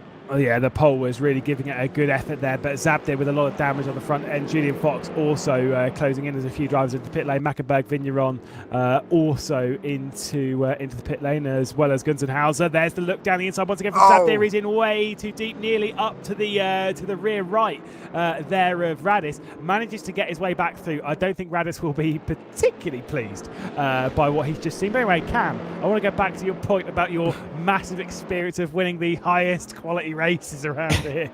It was, yeah. Okay, sorry, mate. there was a few good teams, but we certainly had a But bit we of were one of them. advantage. My But teammates basically, were one of them, yeah. we had a tiny bit of contact with Radis. We had 5 drivers, right? And there were 3 really quick drivers, and then there was me and another guy. We were not quite. I mean, we were like 5-10 seconds lap of the pace. By the time we got in the car, because we did double stints for the top 3 guys, so after the 6 hours of the race, when we got in the car, we were something like 6 minutes ahead. We were best part of a lap around here ahead. By the time I got in the car, there was only about 2 minutes because my teammate had crashed at Flugplatz. Because what you were talking about, comfort is the important bit. The setup we had was fast. It was very fast, but it was very on the nose. And we were in the Audi R8, which is also just I guess maybe because it's mid-engine as well. It's very on the nose, but then the rear end with that weight, it moves around a lot. And through Flugplatz, my teammate had lost the rear end, and unfortunately we had to get some damage. But because we had such a lead, we managed to keep it after the damage repairs as well. But that comfort factor is the important part, because it's not just about the downforce, it's about the dampers and how the car keeps the balance throughout the stint. Ewan, it's not just you just thinking that I was talking about downforce. I'm talking about anti-roll bars. I'm talking about camber. I'm talking about tyre pressures. I'm talking about making a car comfortable to drive, and also car selection, which is why I would never, not in a million years, drive an Audi R8 around here. Whilst it is quick, that thing is a death trap. It is brilliant. If you're a good driver, you'll see the very best take it on. Let's see, though, as Zabdir goes defensive. Lapanik's looking to the outside, being squeezed a little bit by that Callaway coming up towards Fakenkreuz. Oh, the M6 not going to back out. He's gone straight around the outside. Brilliant move from Radis. He's got the inside for Arenberg. Squeezed a little bit by Zabdir. And as they leave Arenberg and then head down the hill, that is the move once again from Radis. But what have we seen time and time again from Zabdir is that when he's sat behind, if there is the opportunity to look, he will look. Coming through compression now, Foxhole up the hill towards Ardnau Force, looking one way, looking the other, not able to get back through. Is this the golden ticket for Radis right now to clear away? I think it is. I think if he'd spent too much longer behind Zabdir there, the two of them were going to find themselves in an accident, and they very nearly have a couple of times over the last lap or so. But thankfully Radis has now got through, and he should be able to get away. You can see some of the damage to the front of that Corvette as well. It's a little bit difficult to see because of the livery, but the bonnet certainly is poked up in a couple of places. Zabdir struggling once more, and Fox is going to try and find his way through here soon, as well as Burnt as well. There's a lot of BMWs not too far behind looking to make their way through, so there definitely could be some more moves here on Zabdir, but those two are certainly getting a little bit agitated with each other. There's no doubt about that. I think Radis was certainly getting irked by Zabdir's driving over the opening of the Grand Prix loop, because it was some bold racing, but now that's a little bit too wide into the siphon from Zabdir, and that Callaway's dropping back into the clutches of Julian Fox. And again, once we've come through Breitscheid, which is this corner we're just taking into now, once we've headed through Exmuller, which is the next corner out, the left-hander, this one here, we are uphill into some very, very long straights. And I think now that Zabdir has to worry more so as to what's behind rather than what's ahead. I don't think he can come back on Radis, which finally Radis will breathe and think, right, okay, I've got some clean air now. Thanks for wasting my time, bro. Yeah, Zabdir, he's in a good position, but he hasn't been able to hold on to some of these positions so far over the course of the last half hour out of. So let's see how Fox can do. He's trying to get his nose down the inside through all these left-handed kinks as we come up the hill. So uphill this section, bit of contact through that final kink. That's going to lose his run, and in the end it's going to be Burnt, who's coming to side by side. He's got the move up into the top 10 as we come up to the Nook curve. This is just absolute madness. This is not the kind of racing that we were expecting to see. Basically approaching 2 hours of this race. They're again a little bit wide there from Zabdir. Oliver Bent is now going to try and have a bit of a look, and this might be Julian Fox's ticket to get back past. Or the defensive move sat in the middle of the circuit was Bent, and just able to hang on for now. But yeah, talking an hour and a half or 2 hours into this race, I was not expecting to see so many super tight, super aggressive battles than what we are seeing right now. To update you on some other things, by the way, Venk and Dixon are closing in once again. It's coming down, that's around 4 seconds. It was 5 a lap or two ago, and we are still expecting one more pit stop from quite a large majority of this field. Yeah, we certainly are trying to find the first car that has made its final stop. I think it's Vigneron in 17th, just to give you an idea of how many cars still yet to pit. Basically, there are 6 laps to go at the line here. Zabdir just gets out the way of everybody. Don't know why, but he's just pulled off completely there. And given these two a few seconds as well as the 2 positions there. So no idea what that's all about, but either way, he is out of the equation now. Basically, however far you can go into this stint means the shorter your pit stop is going to be. We're going to see a few drivers like Kadu, for example, pit with only 2 laps to go, I'd imagine. But we're going to see some of the drivers in at the end of this lap if you're splitting this race into equal thirds. Who was it who split into equal thirds in that? Don't ask me that. Lot? Nah, come on, you're supposed to know this. You're like the strategy mastermind, right? I'll stream snipe ourselves, I think, in a minute. Yeah, you find have out. to go back and see who pitted on lap 6. I don't remember who it was. Is it Dixon? There was multiple. There was a lot of drivers. There was quite a lot. I don't think it was Dixon. I think Dixon went to 7. Dixon did go to... Yeah, Dixon went to 7 with... Yeah, exactly. Dixon went to 7 with Vermeulen. Venk might have been one of those who went to 6, but as I said, I'm finding out, so just hang on. Oh, nice. This is it. Stream Sniper, you Yes, he was. Back he was. onto the case. Thanks, mate. Yeah, you're welcome. This laptop's pretty quick at loading up YouTube streams. It's not, well, I already had it open there we obviously go. for the chat, so there we are. And Venk is in splitting this race into thirds, so there we are. His pit stop is going to be a bit longer though. If we assume that Dixon is going to be going to lap 14, which I think he is, then that's 2 laps less fuel to put in, and around the north side that is significant. Is it a 4-second margin? Maybe, to be honest. And also the result, one other question in this battle is that if they change tyres, now I'd say that Bo Dixon probably changed tyres on that first stop. Does he change tyres again with just 4 laps left to go? I know 4 laps is a very, very long time, but with just 3-4 laps to go by the time he comes into the pit lane, I'm not so sure he'll take tyres, and that then will give him the track position potentially over Venk. Stoffmeal also into the pit lane. Fox and Bent also going side by side with 1 minute and 16 seconds back on from the lead. That'll definitely be going down into Tiergarten. I was going to say it was on the Duttinger Hoa where the 2 of these were switching. Obviously, as you do, either of these going to come into the pit lane. They both will. So Fox and Bet also into the pit lane. Oh, wow. Side by side, in towards the pit limiter. And one of these drivers needs to give up to get into their get up the position to get into their track, into their pit box, I should say. But that was certainly brave on the brakes. And I think for the Venk Dixon situation, because obviously Dixon will be pitting so much later, saving so much fuel, I think that'll be enough. I think he can still take tyres to make that one work. Because the important point doing the 6 and 6 is the saving fuel in terms of you are only filling up a little bit more because obviously you have some left in your tank. That only works on the first stint, not on the second one. So I don't think that the saving in that will be as much. But again, we'll have to find out when that one comes around. But certainly a couple of seconds here and there, that can definitely be swapped around either way in the pit stop sequence. More into the pit lane as well as Georgiev also in. Obviously, we've got Zabdir who's dropping back. We're going to repair that damage, so he's probably going to be stationary for a fair while longer. The 4 of those in the pit lanes. Everyone else is going to cycle their way up the order. Obviously, our focus on Venk, who is out of the pit lane into some fairly clean air, but it won't be too long before he's closing in on Kasperink, who's definitely going to close in on Kasperink this lap, because Kasperink's doing around about 8-minute 19s around here, and Venk, whilst obviously we can tell the previous lap was an 8:22, that was a 22 with a pit lane entry as well. I think Venk's been driving around the 15s and 16s, so I would suspect that he's going to catch Kasperink about halfway around this lap. I would expect so. He's probably taken new tyres there, as you say, and Kasperink now on, this is his 5th lap on these tyres now. He's halfway through his stint, pitted on lap 8, was one of those 3 drivers to take this as long as possible. So he will be starting to struggle just a little bit, and you can see he's getting towards 2 seconds below what he can do on new tyres there. So expect this pass to be done. Maybe if you can time it right, you want to do it on the Duttinger Hoa course, but he might well end up behind this BMW and having to pass it on the road.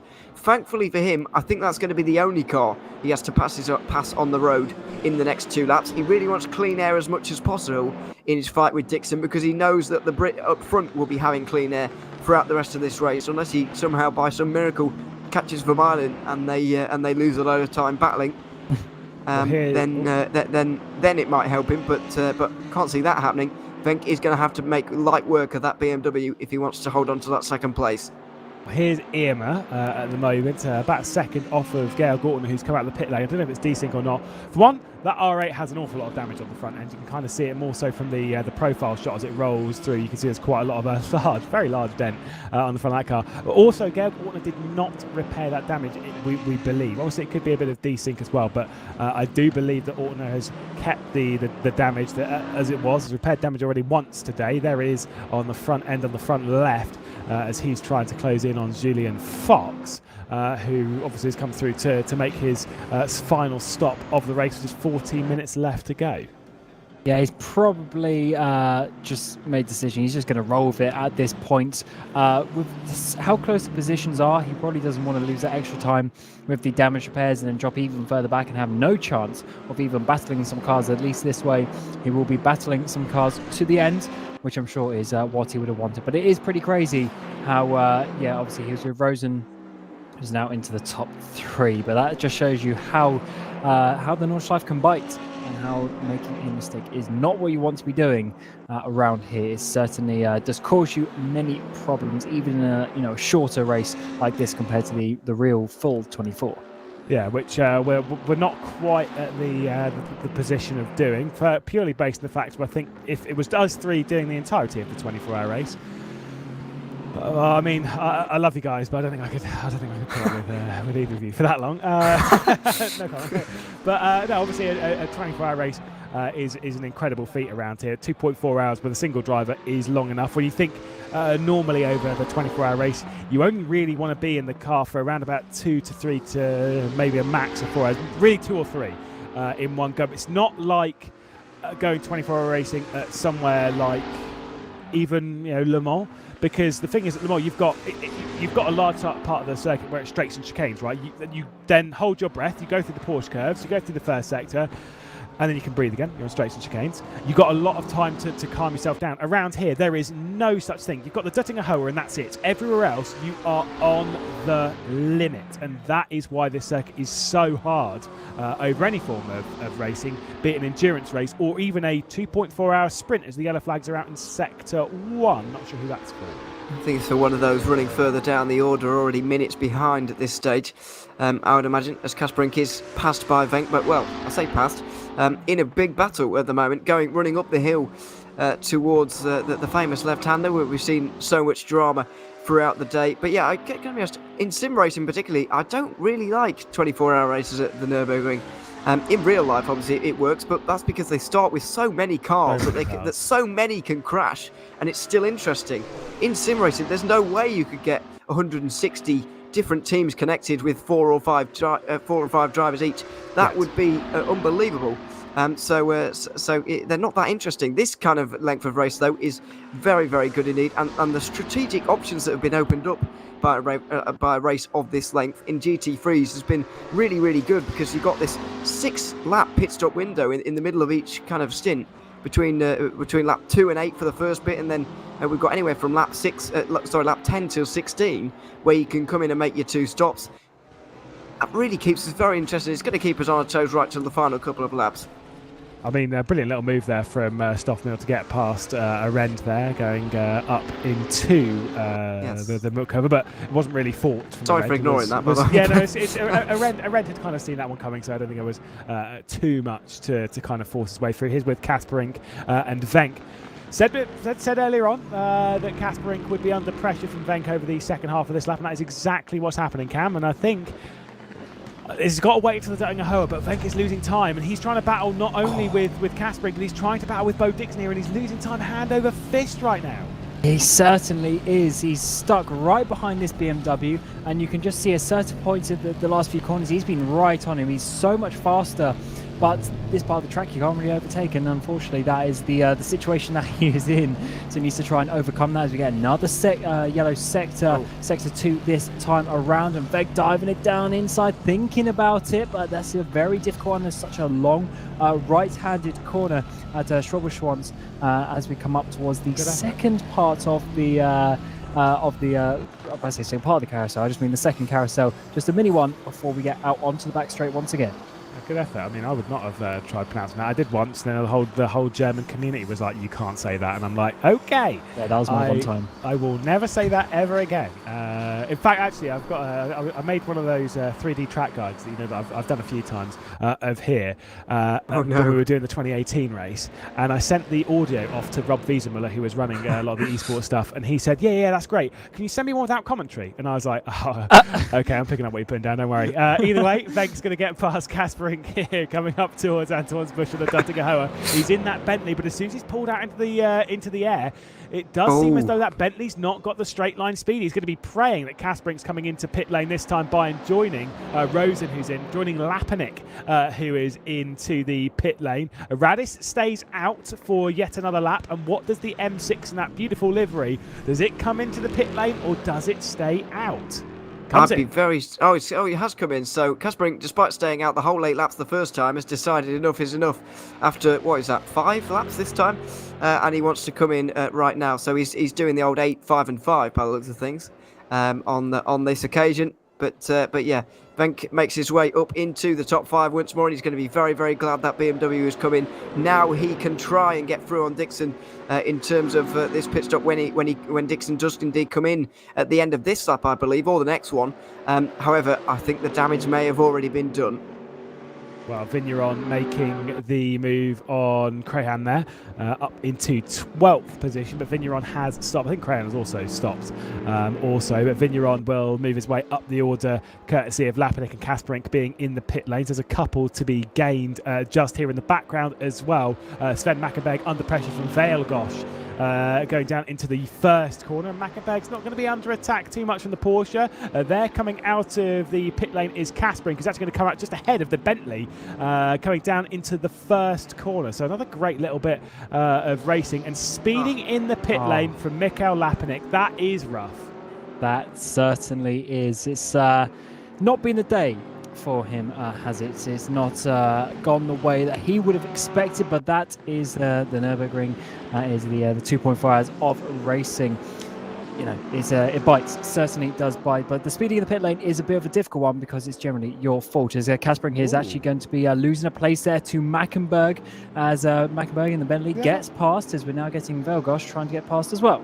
Slowdown or something there. He left. He let Sven Mackenberg through. Oh, well, actually, Sven Mackenberg, I need to double check while looking at Sven Mackenberg. But I think he also might be a virtual driver by TX3 driver, if memory serves. I think that might have been a little bit of team play, despite it being a ranked race. We'll hope, though, that Lapanik doesn't do a, as you will know, Cam, what we can probably classify as an Ella Wrigley, which is to come into the pit lane and then get a speeding in the pit lane penalty by speeding in the pit lane. As long as, I mean, she did it about 4 times, but hopefully it'll be just the once and once only from Lapanik. He's looked to the inside from Veilgosh, so clearly it wasn't too much of a slowdown penalty. I think it was just assistance between teammates. Yeah, complete throwing under the bus there, by the way. But yeah, sorry to Ella Wrigley there. A classic Lewis McGlade under the bus moment there. So, but there, oh my word, that was a dive from Bill Guts, and thankfully it hasn't caused any contact that has spun around Kaspering. You're absolutely right, by the way. Sven Mackenberg is a virtual driver, TX3 driver as well as Kaspering. So you are absolutely right. I think there was just a bit of team helping going on there. Certainly none going on between these two, though. Burgos trying to make his way through the old-fashioned way. All 3 of these, by the way, can make it to the end from here. Are you saying that I'm, much obliged to throwing people just completely under the bus on broadcasts and stuff? I've been on the receiving end a few too many times. I think everyone has been. Yeah, I think they have.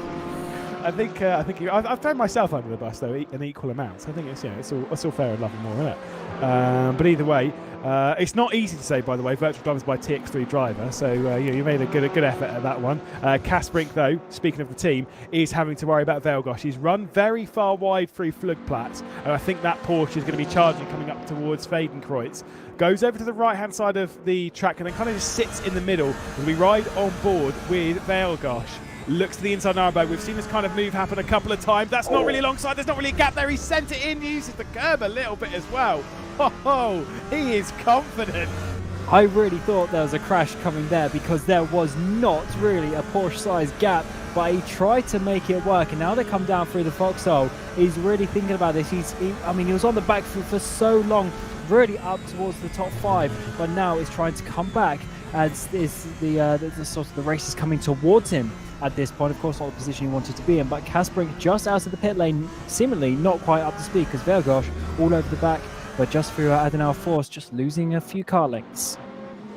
Yeah, I mean, absolutely. I was going to say the more they battle, the more they're going to drag Lapinic in, but I don't think that'll be too much of a fear, because again, Lapinic does have a drive through to serve, which he will serve after a complete lap. He can't just do a Grand Prix loop and then serve the penalty, because why would you? Not only do you lose out from doing the drive-through penalty, which I don't even think would count, but you also lose out by another 2 minutes what is the entirety of the Grand Prix loop. So there's no real need to do so. That's exactly what Grunic struggled with earlier on in the race. But yeah, you don't want to make those kinds of mistakes. Anyway, Kasparek is affording his teammate quite a nice luxury here, as Sven Makkenberg is able to pull out a decent-sized gap from his teammate and the feisty Pole, who has been throwing it down the inside into basically any corner, which, considering his compatriot in this race in Zabdir, has been doing very, very similar things. Two have been putting on quite a good show, actually. Oh, here we it is go. again. Oh, up the hill and using the gravity to his advantage. Wow, that was a bit of contact and into the wall for the BMW. That was going to be talked about, but Vilguts is not going to look back. I don't think he's going to proceed onwards and just get on with it here. This certainly has helped out Makkenberg, as you say, because it really coming under pressure from the Porsche was the German earlier on. Now, no such pressure whatsoever. That was a controversial move, though. I think there definitely was space down the inside there, but maybe didn't give enough room to the BMW on the exit there. Well, this lap, I think heading round up towards Galgenkopf at the moment, Vermeulen is heading. And obviously, this is the lap we're expecting them to pick. Yes. The likes of Vermeulen, the likes of Dixon. Cadeau can go a bit further to 2 laps to go, so can go for another couple of laps, maybe 3 laps from this point. We don't believe that Cadeau can get to the end of the race, which would be very, very close to getting to the end of the race. Are we actually going to do 18 laps, or are we going to do 17? It's going to be close. It's going to be close. I'm not Still 18. I'm not sure. I think it's still going to be 18, but it is. We're going to cross the line with less than a minute to go, I think. Which I'm pretty sure is what happened last year. I don't remember. You were on it, not us. Who was on it? Was I on it with Chris? I think Rob. I think.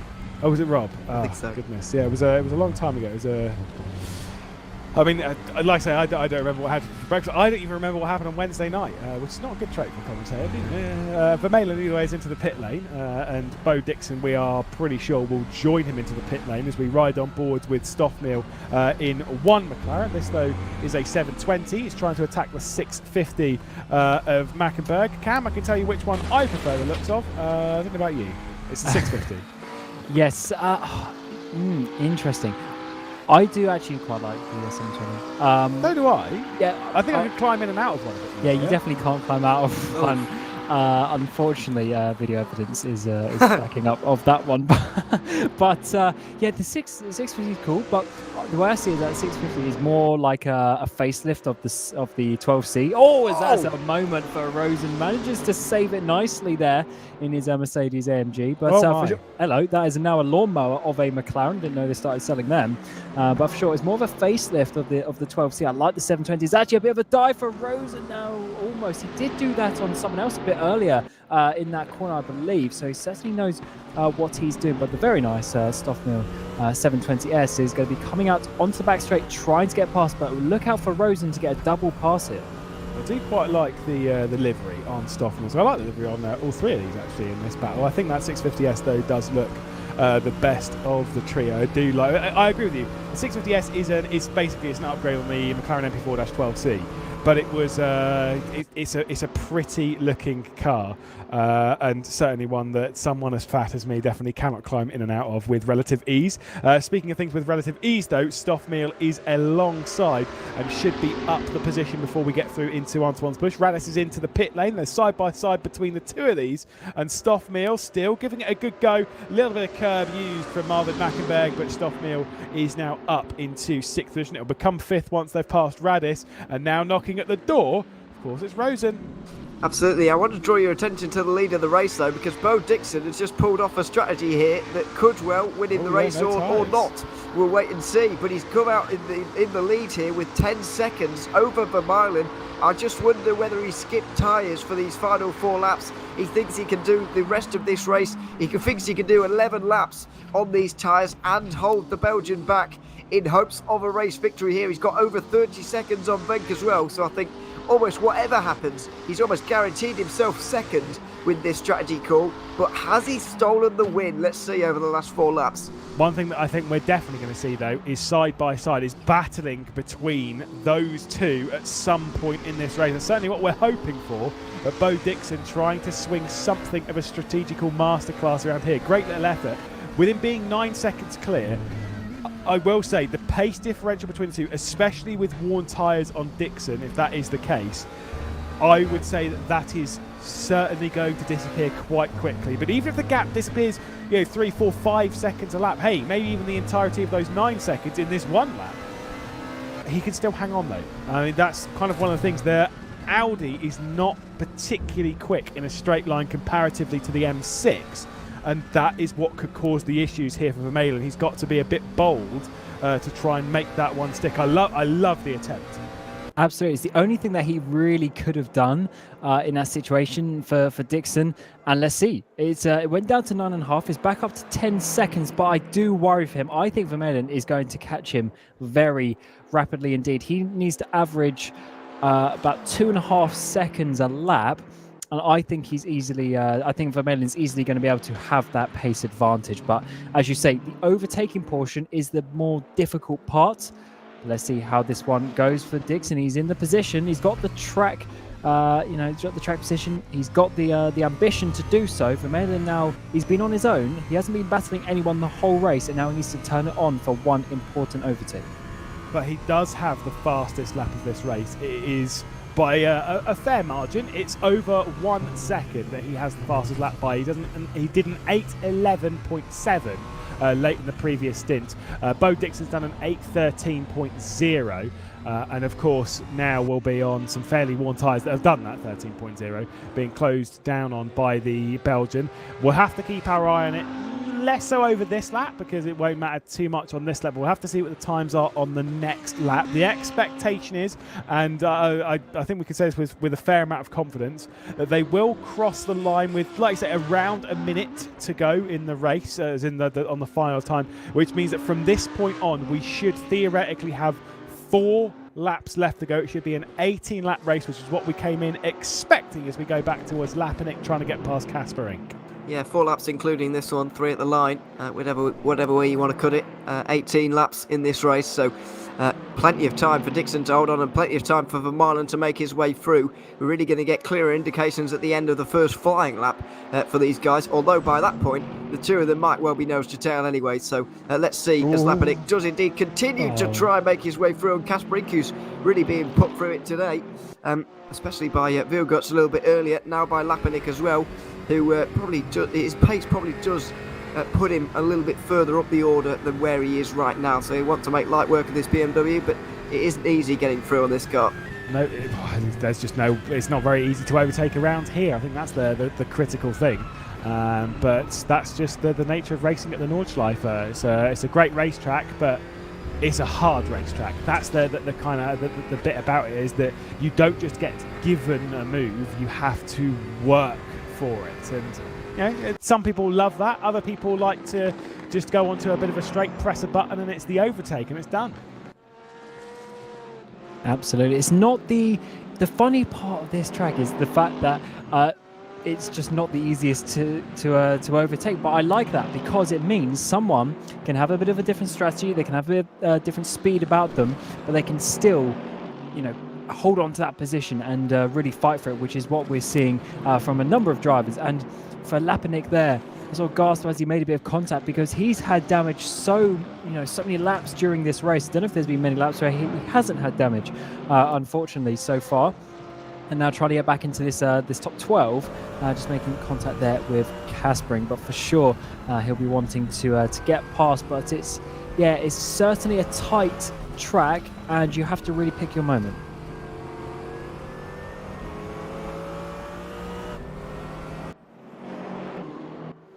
Certainly do. Lewis is on mute, by the way, so that's why you can't hear him. But you certainly do, and Lapinick going to try and do that as well here at the minute. These two about 100 seconds down, by the way, on the leaders, who we are going to get to when indeed they do start fighting, and I do believe it is a when and not if between those two. Because yeah, it's not a big gap, and Vermaelen certainly does look a lot quicker than Dixon does at the moment, over 6.5 seconds. But that gap continues to come down as Lapinick looks every which way once again up this hill, trying to get through on the BMW, but once again there is no way through. Kasparink continues in front here. Yeah, I think this is a bit of a difficult one for Lapinick, because this part, like, because he's so much faster, he needs to be careful, because even though he can get past, it's probably better that he waits until the perfect opportunity rather than diving it down inside. The only difficult part is they do have Fox coming up just behind, just behind them, so he does want to get through before that, but for sure he has got the speed advantage at this moment in time. But he doesn't want to ruin his race as he's getting the run now up towards her act. That is a difficult part. Don't often see a move here coming out of the carousel. He's thinking about it. He's been given the room, but Kasparink holds on. Yeah, it would have been very brave, and I think he realised that, just backing off there, and so decides to stay behind for another few corners up at the highest point of the circuit. Now we're going to drop down in this very twisty section. You'd be very impressed to see him make a move through here, or indeed Fox, who's gone onto this fight as well now. So the three of them are going to continue on, just following one another, but Kasparink making a couple of mistakes, certainly struggling, certainly the slowest out of the three of them. It's just a case of can he hold them back for the rest of this race? Probably not. It's more of a case of when, not if. Lapinick's not gone through his drive-through then, has he? I don't believe he has. Because he obviously got a drive-through for speeding in the pit lane. Frankly, I forgot he had one, so... terrible. No?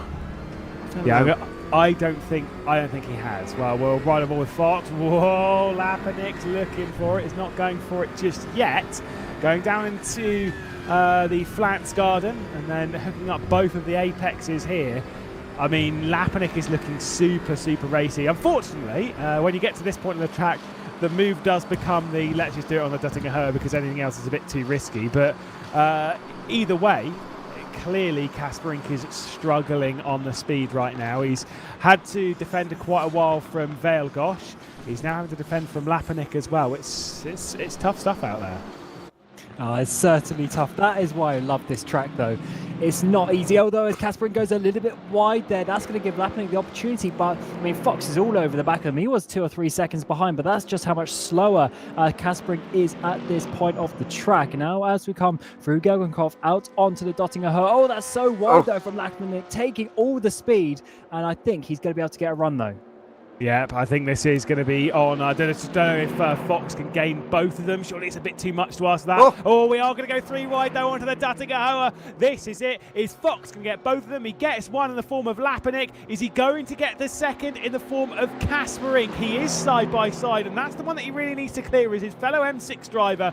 Now the bump draft is coming from Lapinick. He looks to the inside coming through Antoine's bush. The curb is used a lot. They're going back into the order they originally were. It is though Fox who is going to get past Lapinick, only because Lapinick backed out a fair amount. Kasparink's going to stay out for now. I think Lapinick might choose this time to come into the pit lane to serve the drive through. He certainly does, and so this gives the opportunity to Fox to dive it down the inside into T1. Yeah, and he absolutely has to here. He is faster and will want to make this way through as quickly as possible, although this is going to be a bit of a squeeze into turn 1. It gives him the outside for turn 2 anyway. No matter, inside line for the first part. He does just do enough there on the first part to have a fairly clean run, in all honesty, run through turn 2 and up into 12th place. The remains to be seen how far he can go from here, because the gaps do get rather large, over 6-7 seconds up to Vilgerts in 11th position. Mackenberg in 10th is 12 seconds up the road, so it's going to be tough to get a top 10 from here, but at least he has made that place now. Somewhere the gaps are not very big though, and are certainly closing, and somewhere where we're definitely going to see battling over this lap, based on where things are, Bo Dixon is coming under a lot of pressure. The gap is now just 2 seconds. Axel Vermeulen is charging right now. There is Vermeulen. There is Dixon going through Schwedenkreuz now. There is nothing between these two. And once we commit going through the likes of Ardnau Forst, particularly though over the back end of the circuit, once we've climbed all the way up, gone through the carousel up through Hoax, that's where these newer tyres from Vermeulen really come in. The problem is they come in to catch, they don't come in to help him pass. So if Bo Dixon can keep it on the island, keep it on the grey stuff, this is still going to be a tricky little move for the Belgian to do. Yeah, it's not going to be easy at all. But as you say, he's got the advantage, and you can see already how much he's closing just in a few corners there. When we get to the especially the end of the lap, that third sector is really where I think we're going to see the ability of these tyres really coming into play. But he's got to work, he's got to work himself into a good place. He can't come, steaming up behind and sort of ruin it, maybe cause a crash, cause some damage. He needs to really pick his moment to do this the right way. Because I think once he gets past, he'll be easily able to pull away. So he doesn't need to ruin it. He just needs to, time it to perfection. I mean, what a brilliant race this has been. We've been going now for well over 2 hours. There's another issue in the first sector. That one's from Georgiev as well. So the Bulgarian drops back, returns into pit lane. So there's been some issues further down the order as the yellow flags are back in. But what a brilliant race it's been over the 2 hours that we had. We've got 3 laps, or 2.5 really, left to go. And the half really does make a difference around here. Like I said, it's not a little lap. That was a brilliant exit though from Axel Vermeulen. Bo Dixon's going to have to defend up towards Lauda and then go through Bergwerk. Which way is the Audi R8 going to go? It looks one way, looks the other, looks straight back down the inside, going down to Bergwerk, and he's committed to it, and he's already retaken the race lead. Axel Vermeulen has made it stick, but can Bo Dixon come straight back through up towards the Mutkurva? Well, we said he didn't need to really rush that one, but he wasn't waiting around at all. Wanted to make that move stick as quickly as possible. And now that he has got through, it's difficult to see Dixon coming back at him. This is his best opportunity, though, because if he doesn't do it here, there's so many corners for Vermeulen to get so far in front of the Audi. Let's see now. Oh, my goodness, over the curb. He did try everything because he absolutely had to. But now it's very difficult to see him getting back through. There's so many corners until the next opportunity, and Vermeulen is going to absolutely drive like you would not believe through this final sector to try and get as far away from Dixon as possible. Oh, super attempt, and that'll do it. That'll do it for Dixon. I mean, brave gamble for Bo Dixon. It really, really was. But Axel Vermeulen, with the pace of that R8, with the pace that he has had around the Nordschleife for this evening, there was no stopping him. Of course, the question marks will be labelled towards Cody Nikola Latkovsky and, of course, Jack Keithley. But still, Vermeulen has taken his opportunity. He's lost the lead once. He didn't have it for the start of the race. Lost the lead to Bo Dixon there. Has retaken it and is running away. I think we've had 5 different leaders this evening, because we did have Cadeau for a little while. We've had Dixon, we've had Vermeulen, we've had Latkovsky, and we've also had Jack Keithley. Brilliant. It's been a crazy race indeed, but that's what we like. And I think for Dixon here, with 12 minutes to go, I mean, how far behind Vermeulen was he? About 15 or so seconds. If he can obviously stay within that, then it has been worth doing this non-tyre stop at that final pit stop. I wonder if Vermeulen's just going to absolutely romp off into the distance. But we come back to this battle. We're kind of looking at our end here for P17. He's got Ferret and Lapinic behind, and this is really closing in. Even though it's sort of in the mid-pack, they're still fighting hard. Lapinic, of course, post drive-through penalty, so he's going to be charging, obviously feeling a little bit faster than this group. Our end a little bit wide now. That is going to be the opportunity surely towards Ferret going up towards Mutkova, but it's such a long drive up to that point. The track jinks one way, it jinks back the other. That murk is getting bigger and bigger and bigger. It's closing and closing and closing. This is going to be very brave going up towards Bravery Corner. You can see how much damage is on the front end of Lapinic's car. You can see how much you can't see out of this windscreen at the minute, because that is heavy damage that will be affecting him. Looking up the inside into this left-hander, but not able to do it. We obviously saw Dixon here a few moments ago trying to make that move on Vermeulen, wasn't able to do it. A similar, although maybe less dramatic situation here for Lapinic, as he tries to fight his way through here. We'll see where he can get to, really, because, as I said earlier, he probably does deserve to be a little bit higher up on pace alone, but a number of issues throughout the day has really held him back, and you'd certainly expect him to at least be able to pass these two cars in front of him to at least get up into 70. Oh, maybe no! not, because he crashes out of the carousel, and that's even more heavy damage now as his front bumper entirely becomes removed from the Mercedes. I think he might have to go to the doctor after a crash like that. But maybe he'll give him a lollipop. I do like that livery, the Chupa Chups. I love a good lollipop. But yeah, I think he might need one from his doctor after quite a sizable impact with the barrier. Huh? He'll need more than that. Yeah, I think he might be looking at potential retirement from this race. It's a bit of a shame. We'll still give it a good go to at least try and reach checkered flag because there's such a little time left to go in this race. This is back up with Kasperink, who's keeping Oliver Bent at bay now, but don't quite know what I'm going to say. It's probably tyres. I was going to say I don't really know what's been going on with Kasperink the last sort of hour, 40 minutes to an hour, because the pace just is not there like what we saw at the start of the race. Goes into the pit lane, by the way, from the podium. I don't know the exact answer either. Obviously, a top-level driver. That's why he's in this race, but not quite being on the pace that he would have wanted. I think it might be a tyre situation, though, as you were saying, as Bent hit in P14, trying to make his way up. And if Bent can do some good pace in the last 2 laps, he might be able to actually sneak up towards Fox ahead. We'll have to see. But first of all, he's got to get past Kasperink out onto the Dottingham once again, trying to get a better line and a better run. And it looks like he's going to be able to do it quite easily.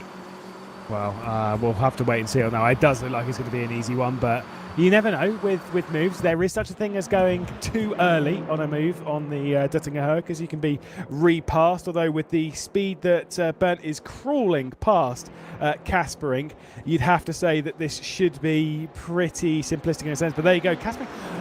Obviously, they're all driving in the same car, but they're not driving fixed setups. I'd have to say that Kasperink is running a fairly low-winged car right now. Well, or at least lower than Bernd. There's no doubt about that. These two in the same car, as you say, but there's clearly a discrepancy in the aerodynamics there.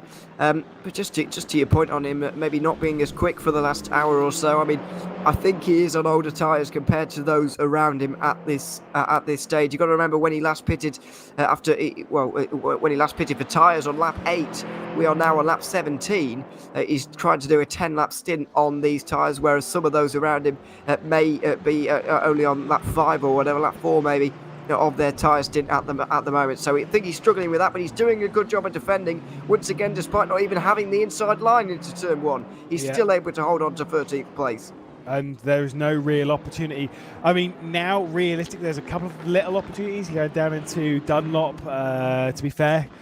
Going on to the Nordschleife, like the corner before the Sabine Schmitz curve and stuff. There were a few opportunities to try and make the move stick, but Kasperink's doing enough. There's going to be a bit of a dive here, I do feel. Oliver Bent's looking to the inside. He is going to have a look. He's going to commit. Kasperink runs around the top side of Dunlop, and that is the move done from Bent. And that is the move redone by Kasperink. Went a little bit too early there, Lewis. Should have waited another 5 meters, unfortunately. But that is just a shame. Absolutely, that is a shame for Burns, though, because he had the position, he had the tyres there. He could keep it all the way down the inside of Dunlop. We saw even in the chicane before in the forward curve, he was able to keep it down towards the apex. He's got so much better tyres, but just too heavy on that right foot. And yeah, unfortunately for him, that half spin is going to cost him maybe even half a lap at trying to get that position back. There is Marvin Mackenberg then, who's inside the top 10. Radis directly ahead. Both the Mackenbergs, to be fair, are inside the top 10. And, both for drivers that have been up and down the order, which pretty much is a characteristic that we can really throw at pretty much everyone on the grid. Everyone's been really up and down this order today because the grouping has been so tight. But they are back up, both of them, inside the top 10, which I think is pretty good. Obviously, they've got Radis ahead. They've got Vigneron between them and a fair gap as well to go with it. The last lap, by the way, I don't know if you can see the lap times, but Axel Vermeulen had done an 8:10.1 8.466. That is seconds faster than everyone. I'm pretty sure the second fastest car on circuit at the moment is Stoffmeal, who is in 5th. Did an 8:14.2, so 4 seconds faster than the second fastest car. Bo Dixon, he was 9.5 seconds faster. That is incredible pace from Axel Vermeulen. Yeah, and it's a good 2.5 seconds quicker than anybody else's fastest lap who's still in this race, which is possibly even more remarkable, because that was, I'm not sure you're surprised to know that the fastest lap of the race so far, with the 8:10 there. Yeah, very, very impressive from Vermeulen indeed. I'm trying to work out where that would have got him in pre-qualifying at the moment. Where would it have got him? Question. About 21st he would have been in pre-qualifying with that lap time, and he's just done it 2 hours, more than 2 hours, into a very grueling race. Yeah, fair play to Vermeulen. Certainly deserves this lead at the moment that he's got, and he's absolutely running with it at this stage. Just has 1.5 laps to go. But just to go back to the Mackenberg brothers who we were speaking about a few moments ago, especially impressed with Marvin Mackenberg, because we didn't see this, but through turn 1 and indeed the first lap actually, didn't have a good time at all. He was outside the top 20 by the end of that, but he's been slowly climbing since then. It's actually going to beat his brother here. Sven Mackenberg has been on our screen quite a lot though. He has been up and down, he really has. But luckily, both of them found themselves in the top 10. They do seem to often perform at a fairly similar level. I believe at Daytona, I can't quite remember, they at least both came close. I'm pretty sure they actually did both win their respective categories. They didn't drive in the same one. I think they took out 2 of the 3 categories that day. They took out, as in like they destroyed everyone. Yes, no, just waiting for clarification there. Otherwise, I'll throw you under the bus, mate. It's fine. Do you want to know a more impressive stat about the 8-minute 10.4?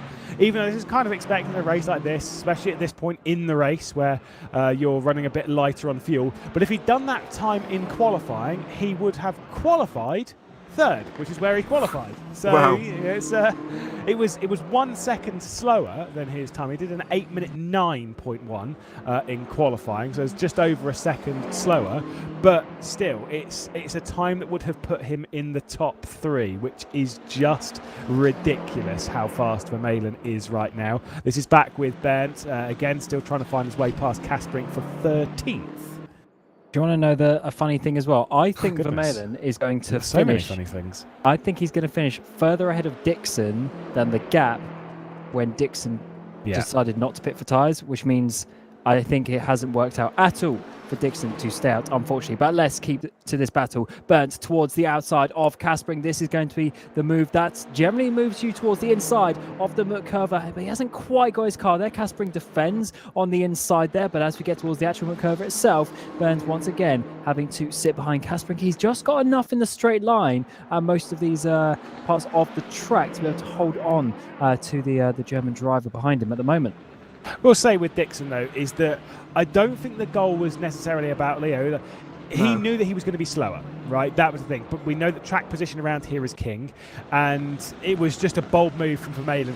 Because Vermeulen was carrying the speed up to the rear end of Bo Dixon, if Dixon had been able to keep Vermeulen at bay, even for a few corners, it might well have slowed Vermeulen down enough. They were going to be back on speed with each other. Yeah, we've kind of seen that before a lot with racing. Even when you're carrying a huge margin up to them, as soon as you're kind of held back by a few corners, you effectively start doing the same pace as the car ahead until you can get through.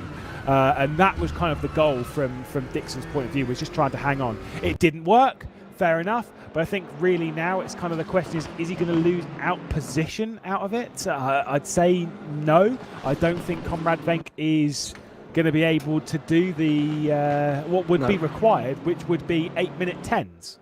No, I don't think he will be able to do that quite. But I think the key words for Dixon, certainly as we go on to the final lap here, the key words for Dixon, why not? On any other day, lightning could have struck. Maybe he could have pulled off a miracle. He could have won this race. But you can't if you just follow exactly what Vermeulen does and follow his wheel tracks when you are slower out there throughout the race. So why not give it a go? Absolutely did what he had to there, Dixon. It doesn't look like it's going to pay off for him, but he will still get that second place. And also want to give a small slice of credit to the Audi as well, because it's continuing its reputation, isn't it, as being very, very quick, but also very, very deftly when you get it wrong. Of course, won this race last year. It looks like it's going to do it for a second year in a row. Stoffmill gets past Cadeau and then up into 4th position. So the McLaren 720 has had a couple of issues today. Is back up into 4th position. Fair way behind Conrad Venks. I think that is about as good as it gets for Stoffmill. Caused a bit of damage on the front. Oh, no, actually, no, it's all right. I thought it was just where the number was. I thought it was bent up on the right-hand side. No, actually, the Callaway is fine. Here is Vailgosh, who's had a few issues himself today, as he's going to be dragged past by Julian Fox, going up towards Antoine's Bush. And I think Vailgosh is going to make a little bit of contact side by side, just getting back into the slipstream. Obviously, Fox is going to pull it back over to the left-hand side to take the shortest run down towards Tiergarten, because he's got the more comfortable pace. But there's a couple of issues still when it comes to the speed of that Porsche. Yeah, one thing I've really loved about this race is the different strategies and the difference in car speed that we've seen at certain points of the race between some of the drivers as well. I guess it's to do with the tyre wear and when people have been taking tyres as well. It's been such a good one as Bernd finally gets past Kaspering there, coming into Tiergarten, and that is a move that has been long awaited for him up into that 13th place. And I think he'll be happy about that. Hopefully he can hold on to that as he's coming to start his final lap of the race. Yes, indeed. Well, we're going to see some plenty of racing over this very, very last lap of the race, and I think we're certainly not done with drama just yet. It's going to be a very testing battle over the next 25 kilometres. It's such a long lap when you put it into numbers like that. Numbers which Vermeulen will be more than happy to tick off that final lap. He's about a third of the way round at the moment. There's Marvin Mackenberg, who's just behind Radis, and the two of those closing in quite a bit. The previous lap time from Marvin Mackenberg was about 2/10 faster. Oh, and by the way, Axel Vermeulen, last lap of the race, 2-minute 9.8. Oh, He's going to better his qualifying chance, though, doesn't he? Yeah. He really is. Not. You'd think as well, he might just want to back off at this stage because he's got this race won almost. But it's almost more dangerous to do that sometimes, doesn't it? If you're backing off, you get out of the rhythm, and you can make mistakes. So it is better, while it doesn't seem like it, that does go against logic. It is actually better to just push as hard as possible, and just keep going at your lap times. That's exactly what Vermeulen is going to do on his way to a race victory. As we look at the highest performing German at this race, only 8th. I think they'll be nationally a bit disappointed with that. Yeah, I mean, there's been a few falling by the wayside on the results list, of course, with a couple that have been running a bit higher up. Oliver Bent was actually running around 6th or 7th spot earlier on in the race. Obviously, Julian Fox has had issues. Here's Gail Gortner looking to the outside of Kaspering, and there was no opportunity there. Gail Gortner might be someone who's a bit disappointed as well, because obviously he was running inside the top 10 and then had his issues and stuff. He's hit a couple of barriers. He hit one earlier on in the race in the first stint, and then had to come into the pit lane a lot earlier. Then hit the one up towards sort of like the final sector of the Climbs Carousel in that kind of area, hit the barrier up there. Yeah, I wasn't going to say, don't worry. But he hit the barrier over on that side of the circuit. Schwammelschwanz. There you go, that'll do. That was so funny. I could feel you like hesitate, like I don't want to say it, and then you just pick the next corner. Well, I was even that on the corner before. After the Stefan Beloff heads, thank you, mate, for throwing me straight under the bus. Is this how it feels? That was too Oh, goodness me. Well, Kaspering has a lot of pressure on his shoulders anyway, despite that damaged BMW M6. Look at that, way too wide going through Flugplatz. Yeah, absolutely. And Ortner just applying all the pressure at the moment, going down towards Arenberg at the end of the straight. Is he going to be able to get through here? Not entirely sure, because it is very dangerous to make it through. And Kaspering shutting the door, making absolutely sure that he doesn't.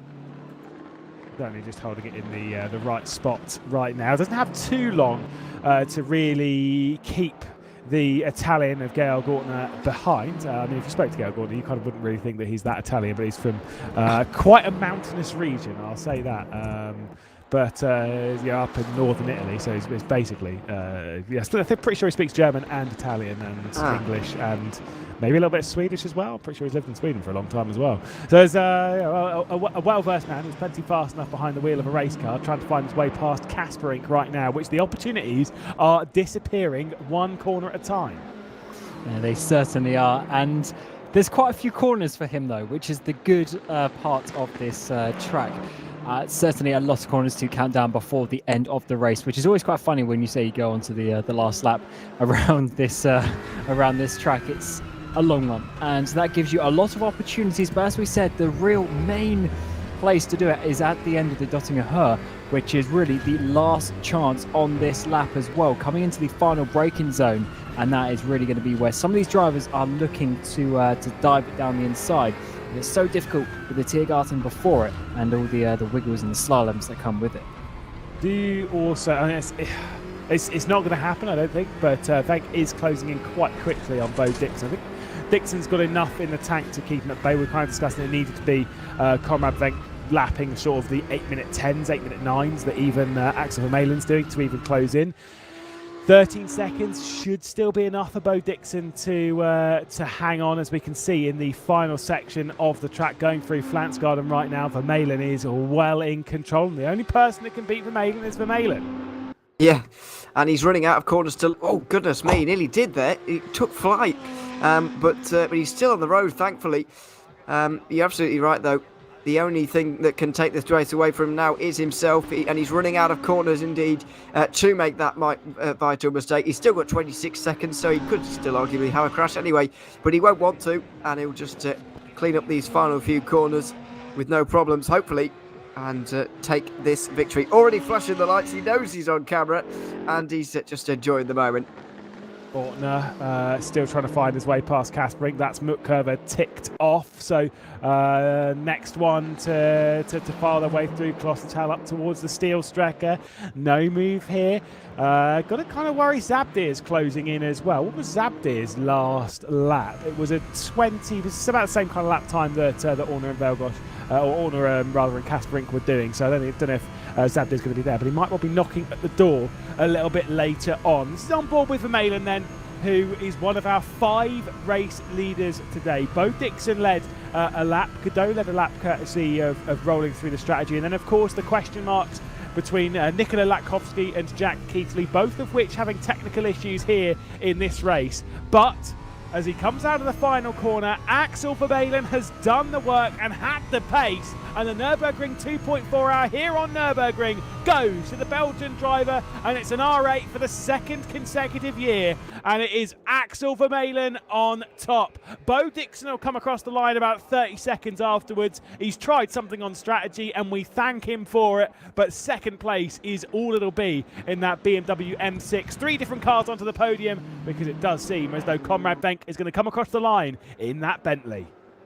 It's been an amazing race for some of these drivers, and it's pretty crazy actually how close those top 3 have been. We saw Vermeulen there still doing a 10.8 on the final lap, even with some minor celebrations.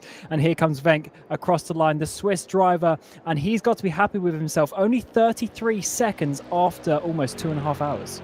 Yes, indeed. Well, we'll see them all come across the line. Stoffmehl will be the next one. I can see Venk's very, very happy with that. Here is Stoffmehl, who has been, I said, very up and down the order, had a bit of a recovery drive on earlier after some earlier issues. There's a bit of damage on the front end, but Stoffmehl up into 4th place, which I think is has a lot of damage on the front end of that 720, to be fair.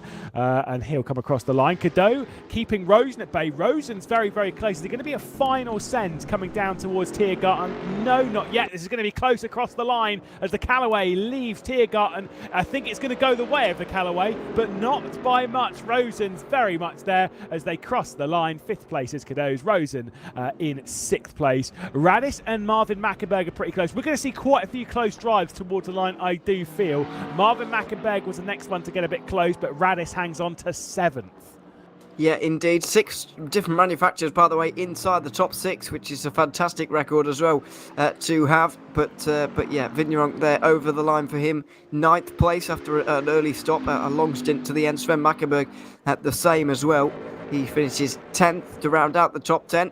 Second best German on the day. This is the next closest battle And it's Kasbrink holding off Ortner. It looks like he's actually going to go to the line with this, even with Zabdir as well applying some pressure. Zabdir's surely going to send it if Ortner backs out. He does back out just a little bit deep as well from Kasbrink. There's going to be a three-way drag race towards the line. Oh, I think Zabdir might just do this. It's the squeeze from Ortner. Kasbrink's been given the golden ticket. 14th is his. Ortner comes through in 15th. Zabdir in 16th position, though, we're coming down into Tiergarten. But a tight little battle there. Ahead of them, of course, Julian Fox, Vale Gosh, Oliver Bent as well. Then the Kasbrink, Ortner, Zabdir. Then Ferret crosses the line. He did manage to pass Arend late on in that race. And then Crahan, who we're on board with now. But last time we had a couple of great little battles coming down to Tiergarten, and I think we're going to see potentially everyone else come across single file, one by one, nice and calm. Yeah, it's great to see that the battles were continuing throughout that whole race. We were mentioning a bit earlier on how sometimes it can spread out a little bit, but the battles went on. The strategies were different. The drivers were giving it absolutely everything. We saw multiple drivers in the wall, but somehow still managing to go on in this race. So fair play to those guys. And to be honest, anyone who's got to the finish has done a good job. And after we saw Andresen, was it saw the disconnection that he had earlier on in the race? We saw quite a few DNFs at that point, but then, since then we only had one more with Irma. Yes, of course. And we do have, if memory serves then, one more finisher than last year. We had 25 finishers back in 2021. We have 26 finishers. And we also had one more starter last year as well. We had 34. So the percentage is also even better this year. And the race that we've had has just been absolutely scintillating. Here's Grutter across the line. The next one to cross it. He's behind Gunzenhauser and also Keinersberger. Crahan as well, where we saw cross the line. There's Grutter across the line. Mikhail Lapanik, who had a few issues through the final moments of the race, courtesy of a drive-through penalty. There is Villa Creavi, who has been in the pit lane more than anyone else. I'm pretty sure it's 4 times Cravey has been into the pit lane. Might have even been 5 by the end of it. Has struggled with the day. Behind will be Grunig and Georgiev. And of course the retirements in the form of Irma. Then of course the disconnection of Andreasen. Jason also having the issues. Nikola Latkovsky with what we believe was a disconnection or a wheel failure. Jack Keithley, who definitely had a wheel failure. Then Garsha having an issue on the first lap. And Van der Zijden, who had a game crash on the race start, which was very, very rough. That's where, of course, the first bit of damage that Gail Gortner, we believe, got even before the race had even properly begun. Yeah, it was very early starting the drama for him, I'm afraid. But he did recover well, and he entertained us greatly throughout that race, it has to be said. He was on our cameras a lot in loads of different battles. But yeah, there was a lot going on through that race. Just to that point on the amount of cars getting to the end, you are indeed right. We have got one more to the finish, with one less starting as well, which is very impressive. And indeed, yes, sometimes. Also, we have everybody who finished on the lead lap as well, which is not the case last year. A couple of people fell one lap down. So overall, a bit closer, and a few more cars getting to the end as well. Well, one more car getting to the end as well. So that's nice to see. Also, the best performance from Bentley compared to last year anyway. Venka's done a very good job in that car to get 30th. Then here's another one of them, Grunig. A slightly less good performance from Grunig, I'm afraid, on this occasion. But last year, Bentley only 19th, the best job they did. This time, Venka's put them right on the map and put them on the podium. A scathing review of Grunig there from Ewan O'Leary. Scathing? Scathing review, yes. How right. BBC of you. Whilst he's speaking of the British Broadcasting Company, by the way. But either way, I'm going to ask Cam, what are your opinions of the race? Whilst we're here watching the final few cross the line, what are your opinions of the race? Oh, it's great. It's I like that also that it was the 2.4, because if it was a 3-hour race here, we would have seen a lot. It would have been a longer race, but it also would have been a lot less exciting. That strategy factor with that extra 24 minutes past the hour is great to witness, and I do certainly love it. Just gives that a little bit, a little bit of wiggle room that you have in the strategy. Obviously, these GT3 cars do roughly an hour per stint, so that adding that half a tank there, it really saw some different strategies, which was great. And then we saw massive differences in the tyres, which was the biggest factor in lots of the battles that we had up and down the field. Here's Grunig then across the line and is damaged. Bentley, one more driver to cross the line, and that is Georgiev. And I'll ask you the same question, Ewan. What are your thoughts of the race? I mean, it's been a good one to jump on, of course. Yeah, absolutely. I've thoroughly enjoyed it. I have to say, it kept us interested right till the very end, obviously, with the different strategies. We didn't know, for example, where Kadu was going to end up at the end. I wasn't expecting him to get a top 5, but he just about held on ahead of Rosen. It was a very good race. There was a lot of great racing throughout, as well as all the strategy going on. So yeah, thoroughly enjoyable once again. And yeah, we've had, or I've been on 3 of the special events for RaceRoom this year now, and I've thoroughly enjoyed all of them. So yeah, it's been absolutely fantastic. And yeah, this race really has lived up to the billing, and I'm very glad about that. This time, even 2/3 of us didn't have to broadcast from a hotel room in Bolton, so at least there is that to add to the list. Of course, we had to do that. No, there's nothing wrong with Bolton, but there was something to do with broadcasting in a hotel room right next to Cam. But either way, Vermeulen, our winner. We'll take a look at the finishes. Vermeulen, Dixon, Venk, Stoffmill, Kudo, our top 5. Great win for Vermeulen. Rosen, Radis, Mackenberg, Vigneron, and the other Mackenberg, Marvin, in 8th, and then Sven in 10th. Then Julien Fox, Vale, Gosh, Bent, Kasparinken, Ortner, Zabdir, who was very aggressive and put on some great overtakes throughout the day with Ferret, Arend, Crahan, and Keinersberger. There you go, good, get there in the end. 21st place will be Gunzenhauser, then Grutter, Lapanek, Cravey, Grunig, and then of course some of our retirements after Georgiev in the form of Emma, Andreasen, Jason, Nikola Latkovsky also retired from the race, and then 3 more retirements with Jack Keithley, Garsha, and Van der Zijden. That wraps us up though for the race. It's been a fantastic one, and I hope you have enjoyed the show. If you really did enjoy what we were seeing out here, you can go and take part in the racing as well by downloading RaceRoom Racing Experience on Steam, and we hope to see you out on circuit in the next special event we do, or hey, even the RaceRoom Ranks Championship of 2022, of which in a couple of weeks time round number 3 will be on, the penultimate round of the season. Of course, it's only a 4-round season, but I'm sure it'll be fantastic. Anyway, from myself, Lewis McGlade, from Ewan O'Leary, and from Cameron Roger, we'll say good night to all of you, and thank you very much. Bye-bye.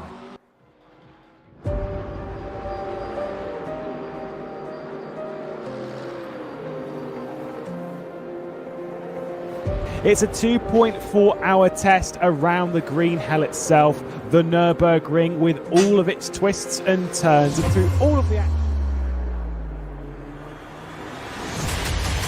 Let's get underway then at the Nordschleife. Here we go, and that run down towards turn 1 does seem like it has been a great launch, as we're seeing Soto being attacked by Van der Zijden. I think Van der Zijden was trying to make a move stick. Wow, what a move around the outside from Dennis Shimmy. That has gone up in a big wave. Just made that mistake coming up across the nose of Shimmy as well.